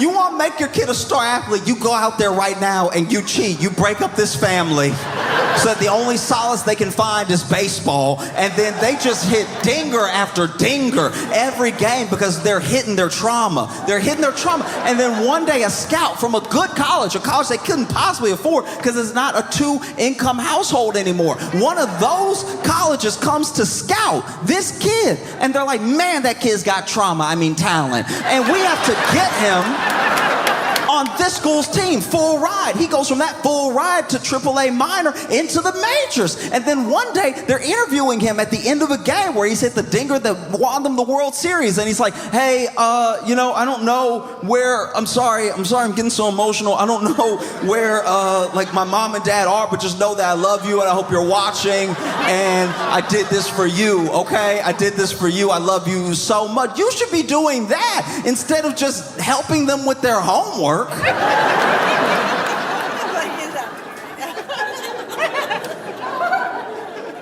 And the kids are like sitting there well behaved, which is crazy. It's crazy. They're not hitting each other at all. They're not trying to put a fork in the other's temple at all. They're just sitting there enjoying like mom and dad's cooking and everything, laughing at each other's jokes. Hey, I have a joke. Everyone cares. Like, it's insane. You're sitting at a table as a family in America. This should not be happening, all right? You know, as the son, you should be sitting there yelling at your dad, give me back my skateboard or I'll kill you. Like, that's more our speed, you know? And that's what it feels like to just go to another country and watch them go to the hospital when they need to go to the hospital. Like, that's, you know what I mean? Just watch social safety nets happen and have just like a general care for citizens and stuff. That's what that feels like when it happens. One of the things that makes it so bad is that we have this attitude because of the strength of the dollar and because it is the base of like the world's currency. Everyone compares their currency to the dollar, the strength of their currency, the strength of the dollar, and people would like to be paid in dollars, at least for now. And there's an attitude that we have as Americans that it has to be that way. That we don't know any other way, so it must stay that way. So it really doesn't matter what we do, but it does. It does. All of that belief, all of that standard, with us as a standard, is confidence. And if your partners lose confidence in you, it's not going to be good for you. If your confidence is waning because of moves that have been made and unpredictability, then people will try to figure something else out. That's a little terrifying. You know, I'm not an economist. I don't know how all of it works. I just know that you can only really bully the whole world for so long. Do you know what I mean? There was a flight a couple years ago where on this flight, this dude on the flight stands up mid-flight and is talking wild and reckless. This dude stands up and he's like, I'm gonna kill everybody in here, okay?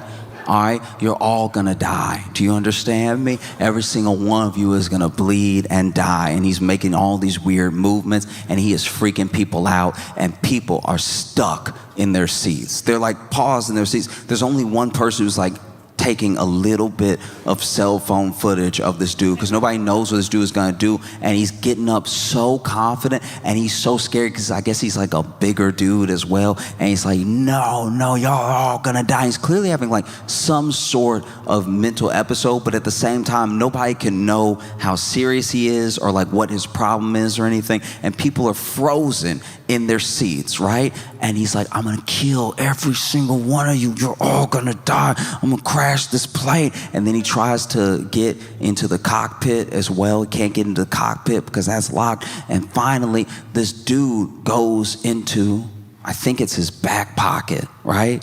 And everybody's expecting a knife, a gun, and this dude has a spoon. And when everyone realized that all he had was a spoon, talking this reckless, they whooped his ass.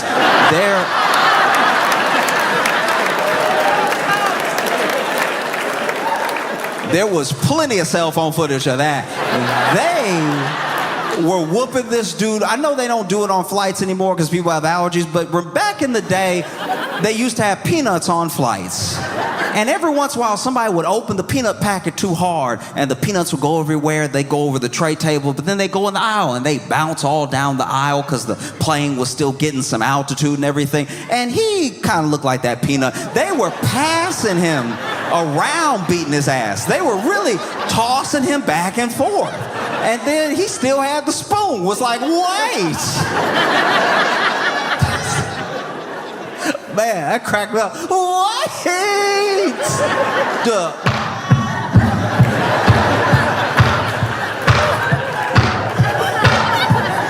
They made that man sound like tennis in there. That man, he was using the spoon a little bit. He was like, meh. And people were like, all right, fingers and eyes. There were other people who never got the chance to beat his ass that just watched it with their phones, and you could see them just with the eyes going, ooh. And then they restrained him, and then they landed. Cops got on the plane like, damn.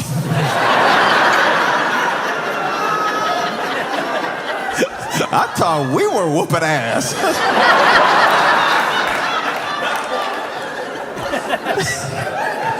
Man, this man tied down to his seat with seatbelts and duct tape and still got the spoon.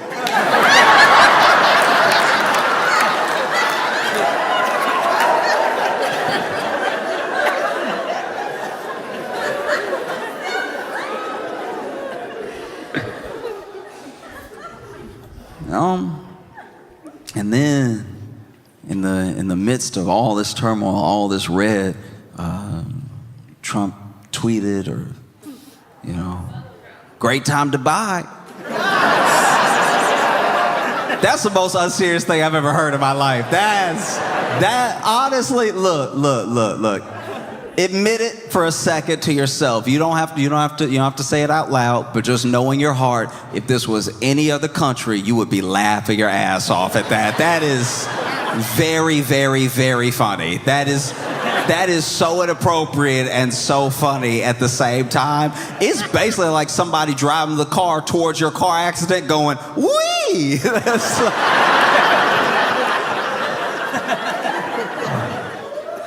And then, because we don't have a serious system, because we're not doing things the way that maybe anybody should do them. Somebody from Trump's administration, I'm pretty sure his cabinet, and I don't want to say the wrong name, but just know that they're in his circle. They went on, maybe it was CNBC, it was one of the major news networks, and they were asked by the anchor, do you think there's any possibility that all these tariffs, all this stuff going out is really just to raise the alarm bells, and that there's a possibility of a sort of 90-day situation, just like with Canada and Mexico? And then that guy said, yeah, the president's going to decide what he wants to decide. He's going to do what he wants to do. But then, off of that, you heard me when I said, yeah, the president's going to decide what he's going to do, Yeah, just off that noise, that noise right there. Yeah. Someone clipped that and tweeted the yeah. And then they said that there was about to be a 90-day pause. And then the market went up $3 trillion because we are not really here, I guess. Like, that's one of the craziest things I've ever heard. I knew money wasn't real before, but I didn't know. That's a noise. He didn't even give it a full yeah. $3 trillion from right? And then it went back down again because the White House came out and was like, we never said that. And so it dropped all the way back. And then like 2 days later,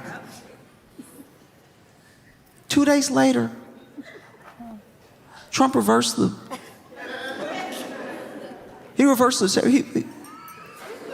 2 days later, he was like, yeah. He reversed the tariffs, and then the market shot up like $3 trillion again. I'm starting to think the market only understands $3 trillion. And I'm not saying I knew it would happen. If I did, I would have made a lot of money, like some of those people that are potentially going to be investigated because they had calls on the market for 2,000%, and then they very rich. Trump even pointed one out. He was like, that guy made $9 billion whatever he said. And yeah, I'm just saying, I didn't expect it. I did not expect there to be a ton of follow through in that. I'm just saying that when he said, I'm not saying I believe everything he says. I'm saying I thought he believed what he said when he said it. I thought, look, I'm not saying I believe when he says the thing, I don't know if I believe it. But when anyone says what they say, you would think that they would know if they believe it or don't believe it because they said it, because they're alone in there with their head to say it or not say it, and then to know if they're lying or not lying. But then I was not in his head, so I'm like, I don't know, right? But I thought he would know whether or not he meant what he said anytime he speaks, just for himself, not for us. I understand. The man can lie, but this in your head just for you. you is where I don't think you should be able to fool yourself. I don't think you should be able to trick yourself that way. If you said it, you alone in your head in your room of one should know what you mean when you say it. And I know that doesn't make sense, but it makes as much sense as the tariffs because it is in his head by himself. So, all right. Yeah. That was the thing. That was the thing. And then he, reversed the tariffs on a bunch of countries, except he increased the tariffs on China because they had increased the tariffs on us in the wake of that thing happening. So then it was really just, my dad can beat up your dad. I didn't forget you from before, so just know that my dad can beat up your dad. And then China was like, you don't, look. China made a statement early into the little tariff trade war where they were like, if the U.S. wants a trade war or any other type of war, we're ready and we'll fight to the end. And that's a lot. That's a lot. I thought we were talking about numbers. And that's another place to take it. And then Trump raised it to like almost 150% on, and this is my thing. I'm not an economist. I don't even know math. But can we at least keep the percents in the 100, please? You know what I mean? Because we're getting into some dangerous territory. The only other place that percents have gone over 100 and has been bad for people in this way is Maury. Maury had people on that were 1,000% sure, and they couldn't have been more wrong. They could not have been more fundamentally incorrect. One of my favorite, in case you're not familiar with Maury, in case you have not been blessed with the afternoon programming, the after-school watching that was Maury, there were episodes of Maury. Maybe my favorite episode of all time was white woman, white man, black baby, fraternity episode. That was art. So white woman over here, and she's like, that's his baby, Maury. That's his baby. Why won't he take care of his responsibilities more? Okay, so we dated for a while. We would hook up from time to time, and then we broke up. So I was out. You know what I mean? I saw some people, but that's his baby. Look at it. The baby got a head. He got a head. That's his baby. All right.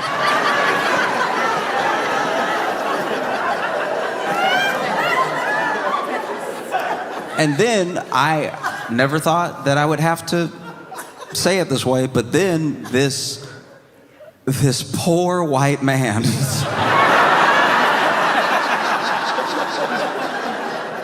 had to, in real time, navigate, making sure everyone understood he was not the father while not saying anything horrifically offensive. And to his credit, he really kept a cool head and did his best. He was like, okay, look.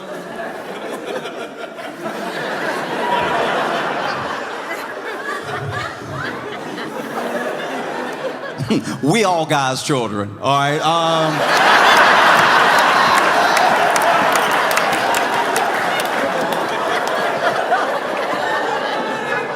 Okay, and I mean this with no disrespect to the African American gentleman baby or the community at large, but he and I are not kin.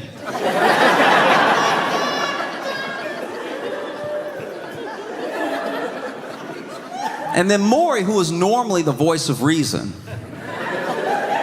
who you think would have his back,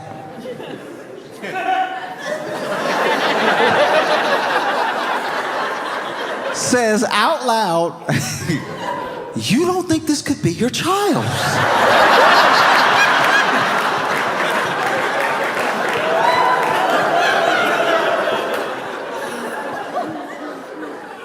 And this man is sitting here like, Maury, don't make me say it. Are you serious? Look at the screen. And then he read it out. He was like, the DNA results are in. He pulls it out of the envelope and he goes, when it comes to the case of 2-year-old Dal Montravius.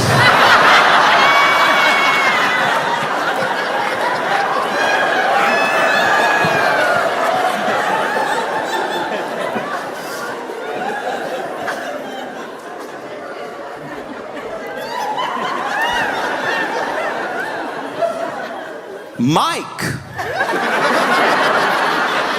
you are not the father.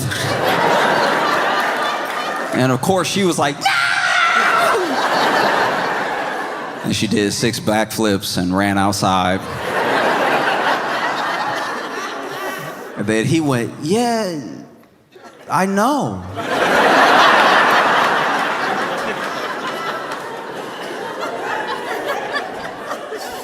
Y'all be blessed. And that's my thing. It's like if you're gonna be more than 100% sure, you have to be so sure. You have to be right. You have to be correct. And China came out with a statement. I think it was today. It might have been yesterday. I don't know. I just saw it where they were like, due to the U.S. Tariff raise, we will be raising tariffs 125%, and any other raises the U.S. will do in retaliation will be inconsequential and will be seen as a joke in the history of economies. And I'm just saying, maybe you don't want to get into a math contest with China.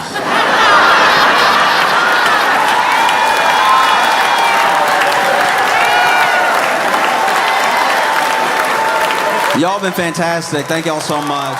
Trillion, that's a lot. Trillion, that's a lot. Yeah. That's a lot. You seen him all over the Daily Show. You seen him on YouTube. I want y'all to put your hands together, Give it up for Josh Johnson.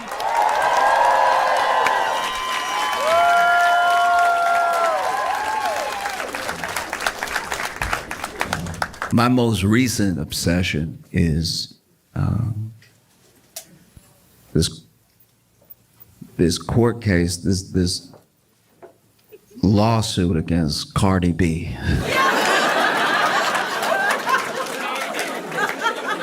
All right. If you're not familiar with Cardi B is a rapper, and she is also a national treasure.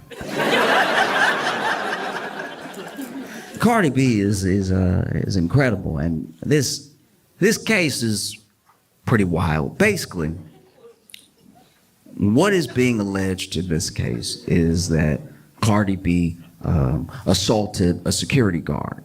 It's alleged that Cardi B assaulted the security guard, and you hear both stories throughout the case. The security guard's story is that she was at work, securing the building. And then Cardi B walks in, and then she's like, oh, Cardi B. And Cardi B didn't seem to like that she was approached, that Cardi B was like, what are you doing right now? Why are you in my face? And that Cardi B got nasty with her very quickly. And so they were in the elevator together, and she said that she followed Cardi B out of the elevator to clear up any confusion. I don't know if it was to apologize or anything, but she admits that she did follow Cardi B into the elevator and out of the elevator. And then she said Cardi B really lost it and started cursing at her and everything, and then started swinging on her and stuff, and that she got a little nick on her cheek from Cardi B scratching her face, right?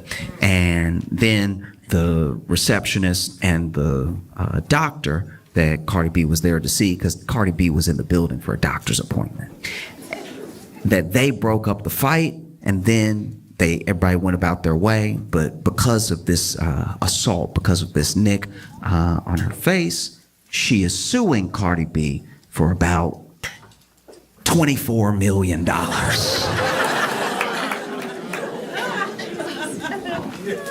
I'll tell you right now, For $24 million, Cardi B could cut up my whole leg, okay? If Cardi B chopped up my leg and gave it back to me in a bucket, I would be like, you'll be hearing from my lawyer.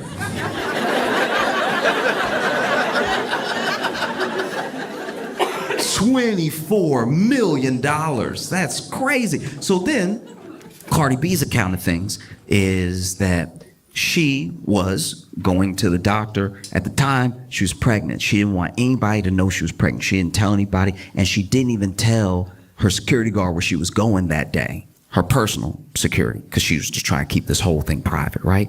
And even the doctor's office had blocked out time just to make sure they didn't have other clients coming in back and forth, and Cardi B was gonna be the last appointment of the day, right? So Cardi B shows up to the building, and then immediately she hears Cardi B. And so already that's not ideal, right? Like that could happen at any time. Cardi B is very famous. But then she is getting in the elevator, and then she notices the person who screamed Cardi B got in the elevator with her and has a phone in her face. And so she goes, "What are you doing? Aren't you security?"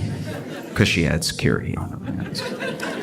And then she's talking to her while she's in the elevator, and then she exits the elevator, and she says she can still feel this person behind her. So then she turns around, she's like, "Hey, what are you doing? Why are you recording me? You gotta get out of my face. I'm trying to go to the doctor." And then that's when the person who was recording her, the security guard, got real angry and was like, "I could do what I want. It's my phone. This is my building," which is a misunderstanding of what security is.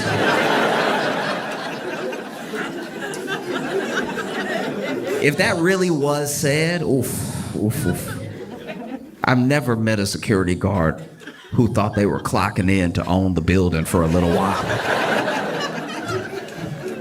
But then they got into what Cardi B says was only a verbal altercation. There was the receptionist and the doctor that came into, I guess, the hallway to break things up. But she said, I didn't touch her, she didn't touch me, so I didn't really think of it again, you know? Because if you don't know Cardi B, you should at least know that she's used to verbal altercations. I'm sure they don't stick with her. She was on Love and Hip Hop. And so then she just sort of goes about her life, and then she gets hit with this $24 million lawsuit. This whole thing, to me, just my opinion, but this whole thing feels like when that dude tried to sue Gwyneth Paltrow for millions. Remember that dude, Gwyneth Paltrow, if you weren't familiar with this, basically Gwyneth Paltrow went skiing one time, and then this other dude went skiing, and I don't know exactly how it went down, but I guess they bumped into each other at some point, and then the guy got up and he was like, "Wow, you're Gwyneth Paltrow."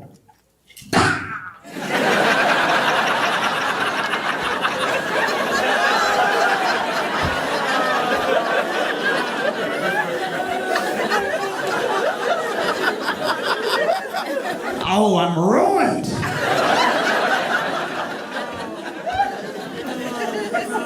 No, because this is the thing. Coming after Cardi B seems like kind of easy in a lawsuit like this, just because she was on shows like Love and Hip Hop, and in Love and Hip Hop there's a lot of this. In Love and Hip Hop, whether you're watching Atlanta, Hollywood, New York, there's a lot of almost fights. You know what I mean? Usually it is stirred up by the producers. They get everybody nice and drunk, and then they're like, "Hey, you won't believe what she said," and then they always believe what she said. And so, you know, Cardi B's been known to pretty much never back down. In fact, there was this old case. I don't think anything ever came to it in like a court sense, but Cardi B was doing I think it was a festival, could have been a concert, and somebody threw something on stage. You know, somebody threw like a water bottle, and this has happened a lot in like the past. I don't know. People lost their minds through COVID and everything, and now people sometimes even film themselves throwing something on stage. I don't know if it's like to get a reaction out of the performer, and every performer has a different reaction to it. There are some people who, as soon as something gets thrown, they walk off stage, show's over, and they don't even try to continue. There are some people that try to dodge it, act like it didn't happen. There are some people that try to dodge it and then try to find the person who did it and get security to kick them out and everything. Well, basically, there was a time where someone threw a water bottle at Cardi B, and I believe she dodged it, but she must have seen who did it because she immediately threw the microphone at them.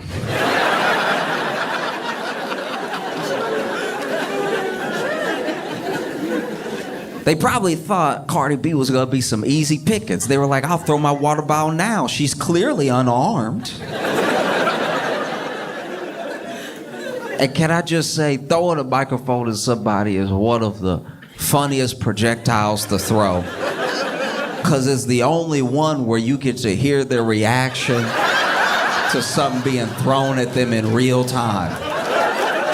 Imagine Cardi B throw a microphone right back at them and they're like, oh, is that a...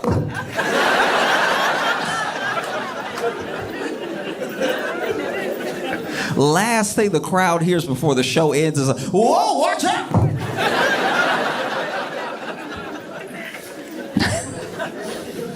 Even better if they turned around, they threw the water bottle, they're like, I think I got it!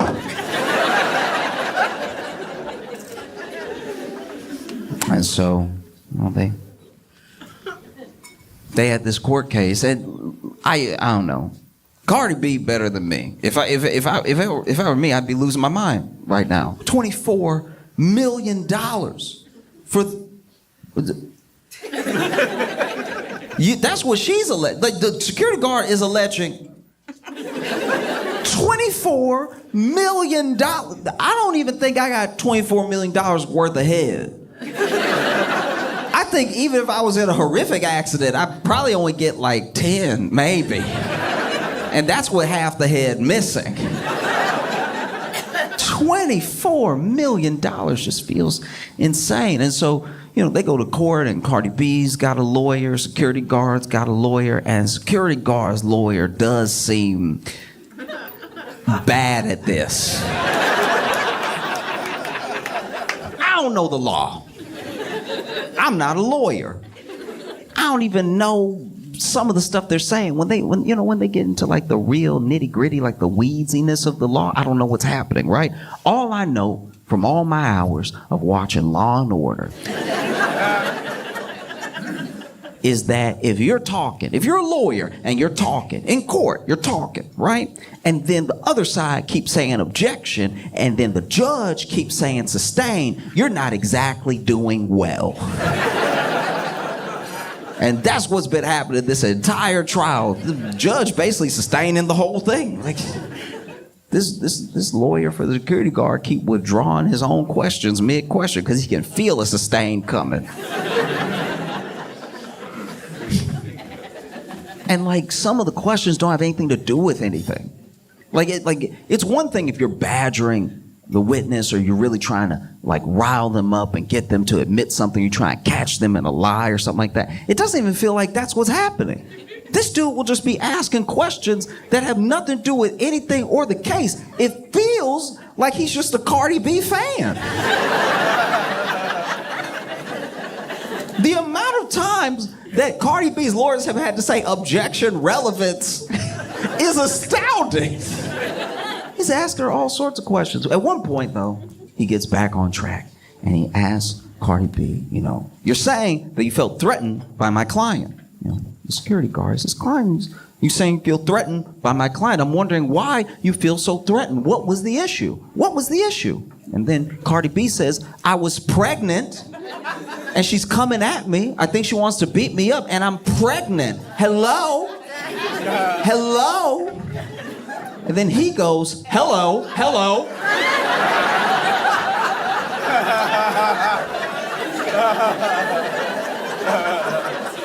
Hello, I'm here. And that's when it occurred to me that maybe what's happening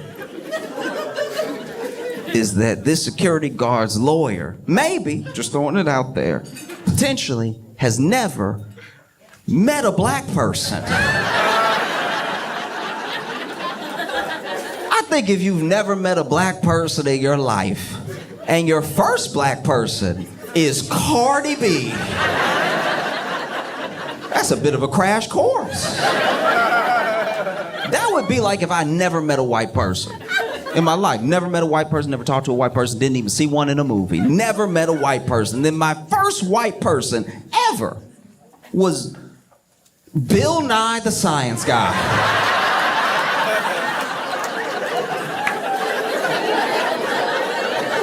I think I might be walking away with some incorrect assumptions about white people. I think I go back home and tell all my friends and family, oh yeah, you know white people, they love space. No, they got a bunch of facts about turtles ready at the hip. Oh, and they love bow ties. Can't stop them from wearing a bow tie.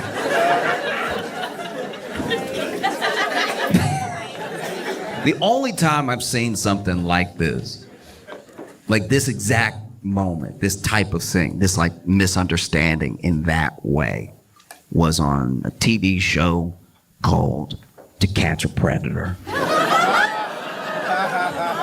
Okay, I don't know if you remember To Catch a Predator, but in case you never watched it, this was some insane reality TV. Basically, To Catch a Predator, they did just that. They would lure and then trap predators online who thought they were talking to underage kids, right? And they would have all these long conversations with them, and then they try to meet up with them. But when they tried to meet up with them, they would go to like the Sting house, right? And at this house, they would show up thinking they're meeting this underage person. Turns out they're meeting Chris Hansen.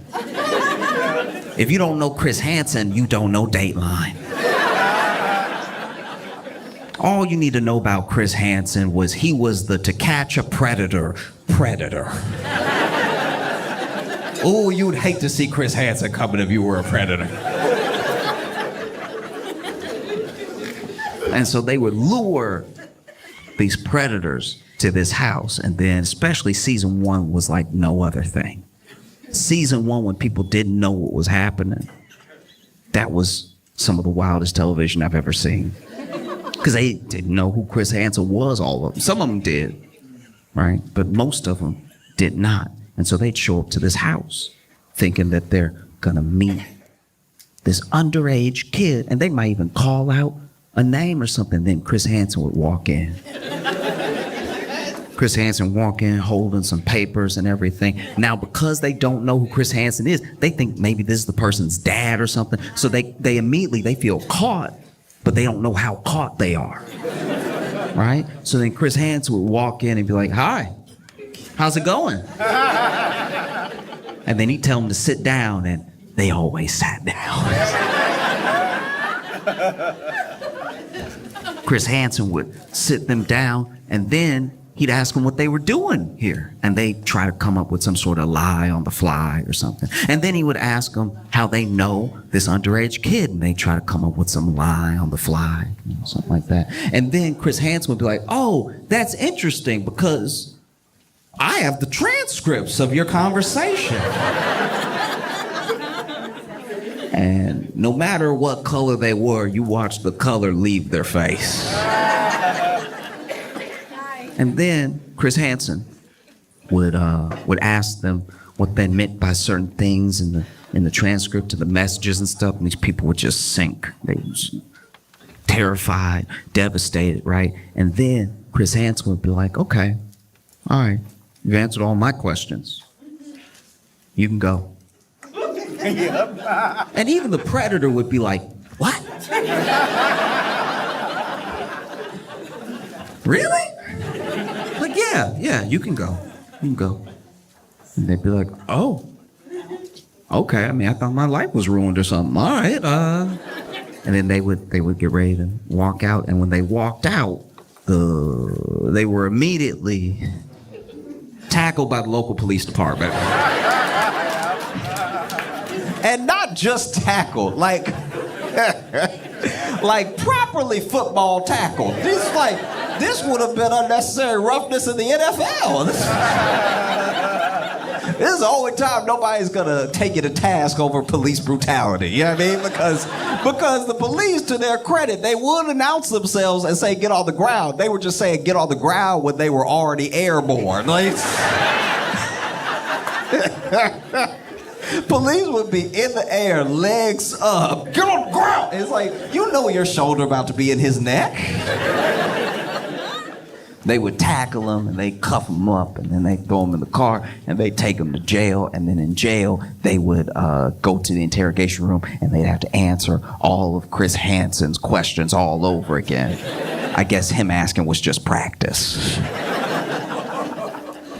You know, and there was this one time where this guy comes in, and I don't remember what season it was, but this guy had a very interesting aesthetic. Like he was white, but he had a very like Vanilla Ice vibe to him. You know what I mean? And so he walked in, but when he walked in, he was like.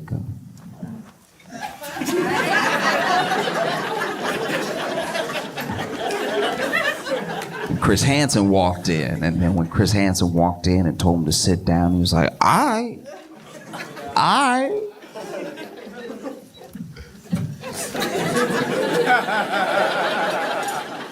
And then Chris Hansen does the thing that he does, asks him why he's there, asks him why he's been talking to this underage kid and everything. And then a thing I forgot to mention before that also happened in all the episodes was when Chris Hansen finally announced himself, where he was like, I'm Chris Hansen with NBC's To Catch a Predator. Cameras would come out from all these different rooms, right?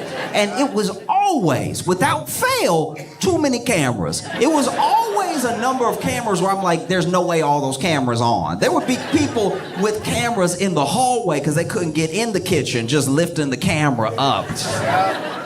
Be way too many cameras. And so then the cameras roll in once Chris Hansen announces himself, and then this guy sitting there pulls down his cap a little bit and says to Chris Hansen and all of the cameramen, I'm not really trying to be on TV, you feel me?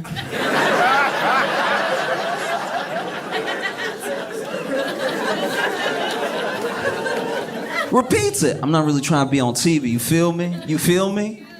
You feel me? And Chris Hansen, without missing a beat, this man says, I'm not really trying to be on TV, you feel me? And Chris Hansen says, yes, we are filming.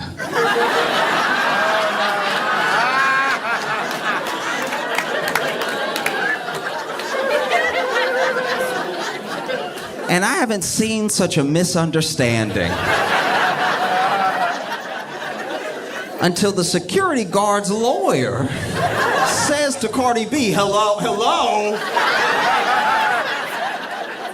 Yeah, I'm here.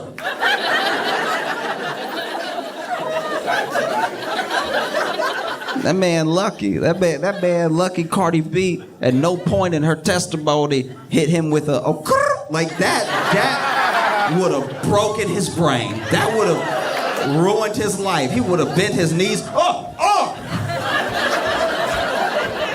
Everybody get out! What's happening? No. Because once again, this dude is wild. This dude is asking her questions about things that have nothing to do with anything. At one point, I think he's really, in his head, he's having his like Perry Mason runaway jury moment. Like he's doing something right out of Law and Order in his head, because he gets his planted stance. He starts going in on Cardi B, and he says, today versus yesterday, all right? Yesterday, you had short black hair.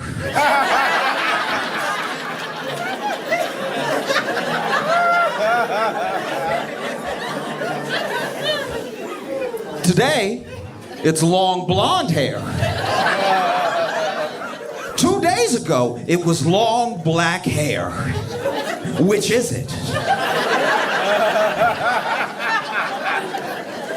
I don't know why he thought he had her. That was incredible. I don't know what I think he expected Cardi B to be like, I don't know. Oh no. What's happening? I thought he probably had some follow-up questions ready. He's like, if you're changing your hair, how do we know when you're not changing your story? All right?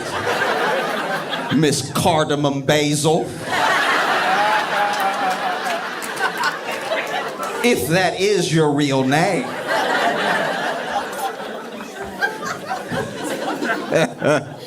And Cardi B just laughed it off. She was like, they're wigs. Like, what do you want me to do?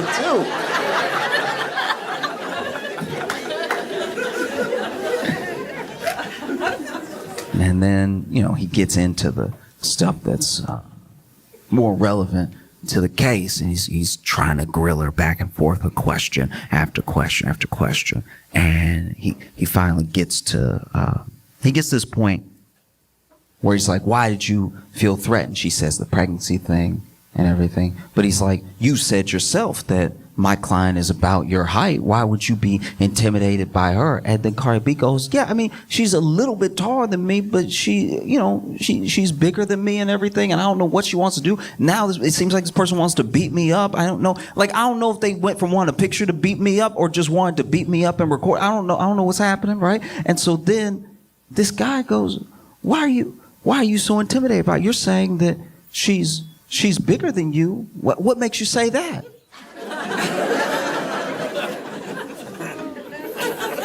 And then Cardi B goes,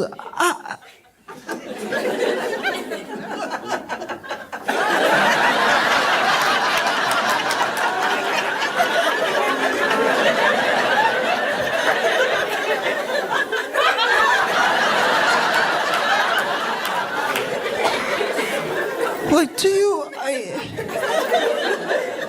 I have to say it? No.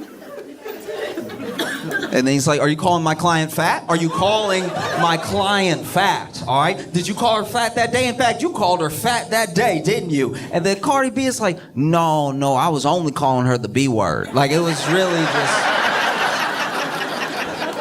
just that. I didn't really have time for anything else, Sort of said that over and over again. Didn't really get to work in any other details.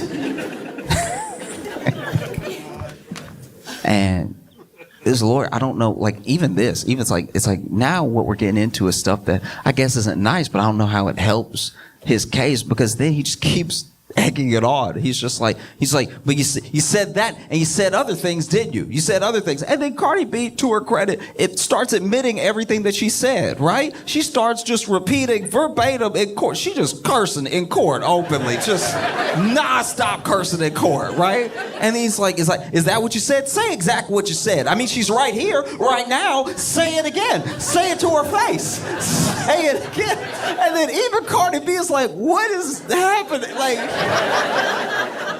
you want me to curse her out again? Like, is this one like a freebie or something? Like, I can't tell what's happening. It's like, no, you were so threatened. You were so completely threatened by my client. What makes you so threatened? And then she's like, well, at the time I was pregnant and I was 130 pounds. All right? And then she was like twice my size. You know what I mean? And then once again, he gets on the same thing. He's like, are you calling my client fat? And she's like, no, I'm not saying. She just, No, what? I don't know. What are you trying to say? Say it. Say what you want to say. There's no harm here. Say it. She's security heavy.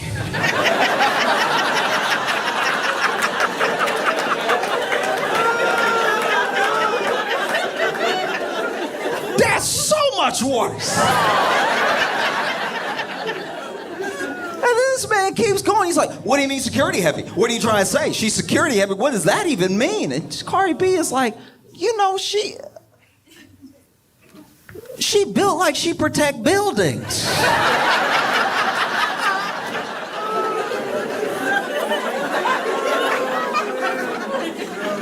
If it were me and I was Cardi B, I'd probably be sitting there furious. Cardi B better than me, I'd probably be sitting there so angry. I'm just trying to live my life. I was trying to go to the doctor privately. My business is always out there. People get paid to get up in my business and everything. And I'm just trying to have a quiet moment. I'm not feeling well. I believe was her first child and everything. No one knows that she's pregnant. And then this whole thing blows up, and then she gets sued for $24 million. And, she's better than me. I'd be sitting there furious at that lawyer. And if I was a security guard sitting there watching this happen, I'd be furious at that lawyer. What are you doing? You're just getting me roasted in open court. This doesn't feel like it's getting me any closer to $24 million.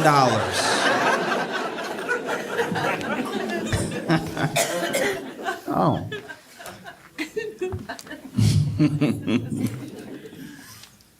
Because I'm not going to sit here and act like I'm better than anybody, okay? If times get tough, if things get rough for me, I run into George Clooney. It's just me and George Clooney in the hallway. I know I haven't been able to pay my rent or anything. Is his word against mine? I'm gonna see George Clooney. I'm gonna put my hand on the ground. I'm just gonna.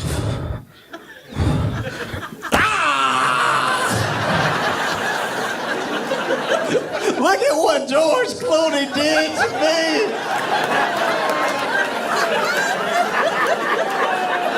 Why would Ocean's 11's George Clooney do this? I thought he was a good man.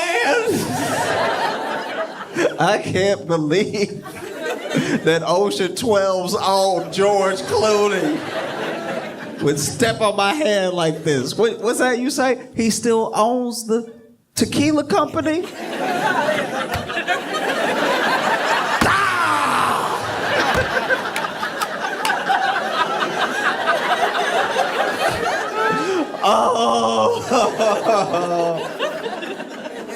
Oh no.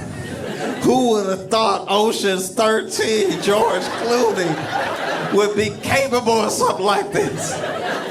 I thought he'd be president one day. Nah, easily. Easily. It doesn't have to be George Clooney. I don't even need, like, A-list. I really don't. If I see Neil deGrasse Tyson, times are tough, I run into Neil deGrasse Tyson, I'm throwing a bowling ball straight in the air and catching it with my head. I was like, oh no! I can't believe Neil deGrasse Tyson did one of Newton's laws of motion to me.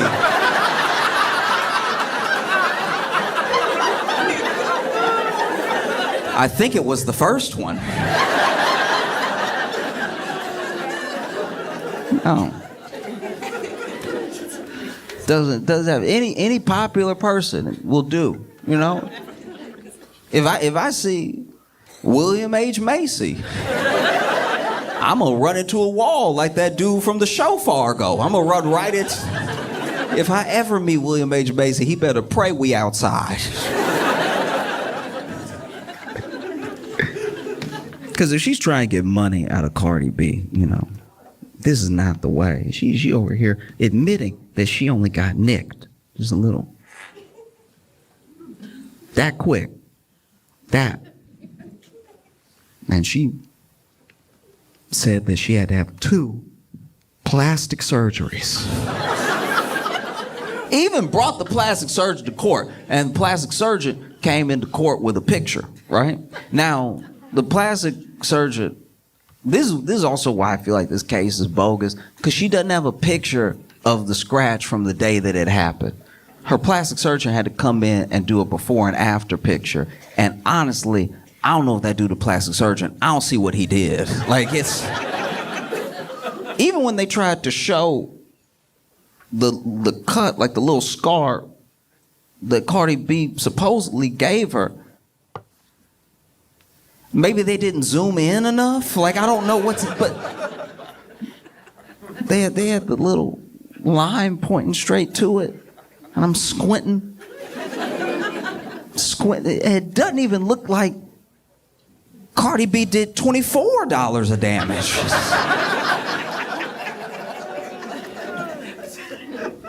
Oh, you try and get money out of Cardi B. This is not the way to do it. All you got to do is make sure y'all are still alone. The other problem, and the reason this whole case feels fishy, is because her lawyers, and I suppose even her, didn't want the receptionist or the doctor that broke them up testifying. That seems suspicious. If I got $24 million worth of damage done to me, I'd call everybody who was within earshot. You know what I mean? Oh, you heard me. You remember? I was like, oh no, $24 million just fell out of my face, right? So the fact that her lawyers didn't want those people testifying seems fishy. And then you kind of understand why. I don't know if she was a fully surprise witness or anything, but I know they were trying to block it for a long time. And so the receptionist finally sits down on the stand and testifies, right? And the security guard's lawyer is over here asking just all the relevant questions, right? And some of the questions are getting objected to and then sustained because they're a little leading. You know what I mean? Like he asked a question about how wasn't it my client's job to see fit who should and should not be in the building? And then obviously Cardi B's lawyers objected because how is the receptionist for one office building in this entire building supposed to know all the ins and outs of the security guard's job, right? And they get to this moment where the receptionist comes out because she says that she heard a commotion, and she gets out there and Cardi B is up against a wall like this, like back up against the wall, and security guard is yelling in her face, right? And so then she, immediately upset by what she's seeing, gets in between the two of them and is breaking it up and tells the security guard, I don't know what's going on here, but you need to go back to your post. This is very unprofessional, everything. And everybody's screaming just so everybody can be heard, right? And the lawyer gets excited. He's like, and so do you think that this could be the moment that Cardi B scratched my client's face? And then the receptionist goes, actually, I'm really the only one that got hit out of the both of them. Like, I was... You know, you try to be a good Samaritan, but... And not only does she say that she's like the only one that got hit between them, but she got a scratch on her face, a scratch that bled, and a scratch on her face that bled that came from the security guard. You could tell the lawyer's out here panicking. He's...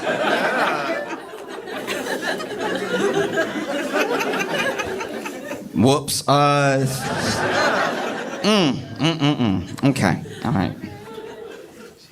And so then he starts, in my opinion at least, sort of like badgering her a little bit with questions to try to like double back from the fact that now it looks like the only person that may have assaulted someone is his client.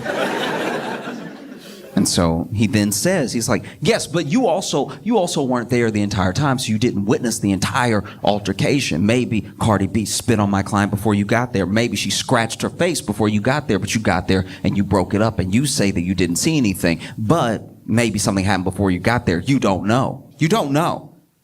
And then the receptionist was like, yeah, I guess I didn't know what it was like to be there till I was there. Yes, I suppose. You got me there. Because it's not just the scratch, I should point out. The scratch is the main thing, but the security guard is also, to my knowledge at least, alleging that Cardi B got her fired as well. You know? And then they had the doctor testify. And I won't say that the security guard's lawyers tried to poison the jury, because they were pushing a narrative the entire time. And the narrative was that obviously the receptionist and the doctor would back Cardi B because she was a client of theirs, a patient. So it benefits them to back up her story, right? And they even say as much while the two people are on the stand, you know? But then the receptionist says, no, actually, the security guard hit me up and said we should sue Cardi B. And I was like, nah, because you started it. Which is also not great for a security guard's lawyer. He's over here, okay, well, look,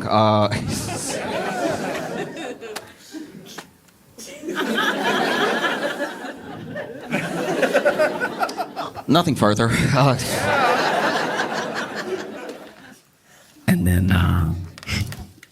And then they had the doctor testify. Now, the doctor was the last to the scene, so by the time he comes out, the receptionist is getting in between Cardi B and the security guard. So he said he was also very upset about what was happening, you know, and he was trying to make sure this thing got broken up. Now, the doctor said, look, what I saw wasn't just unprofessional, it was very concerning to me. And I got out there, and the only thing I could think to do was try to match the body language of the security guards. I don't even know what that means, but I imagine it means he ran up out there, he saw 3 people arguing, and he was like, hey!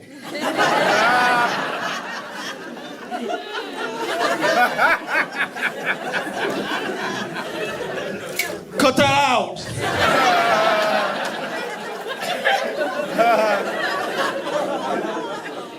Because by his own account, it's not like he the one pulling people from people or anything. Reception has already broken it up and taken some punishment, and so. And then took Cardi B in, they had their appointment and everything. And then he was so disturbed by what happened and what he saw that he reached out to Superior for the security guard and, you know, said that soon after that she was taken downstairs during a shift and like let go, right? And that also doesn't look great for her case because she alleges that Cardi B got her fired, and now this dude in open court was like, no, it was me. It was me. It was me 100%. And I guess I'm just coming from a place of like, if you really wanted to sue Cardi B for $24 million, you don't wait until there's other people involved that are all gonna have different accounts of what happened. If you wanted to sue Cardi B for $24 million, you just walk up to Cardi B before she gets in the elevator and say, hey, Cardi B, how you doing? And then throw yourself down some stairs. That's gonna be the easiest way to do it, you know? Throw yourself down some stairs, all the while screaming out Cardi B singles for every step that you hit. You finally hit that last step, you're like, oh, why would top charting artist Cardi B do this? Oh, she's really about that life. These are bloody shoes.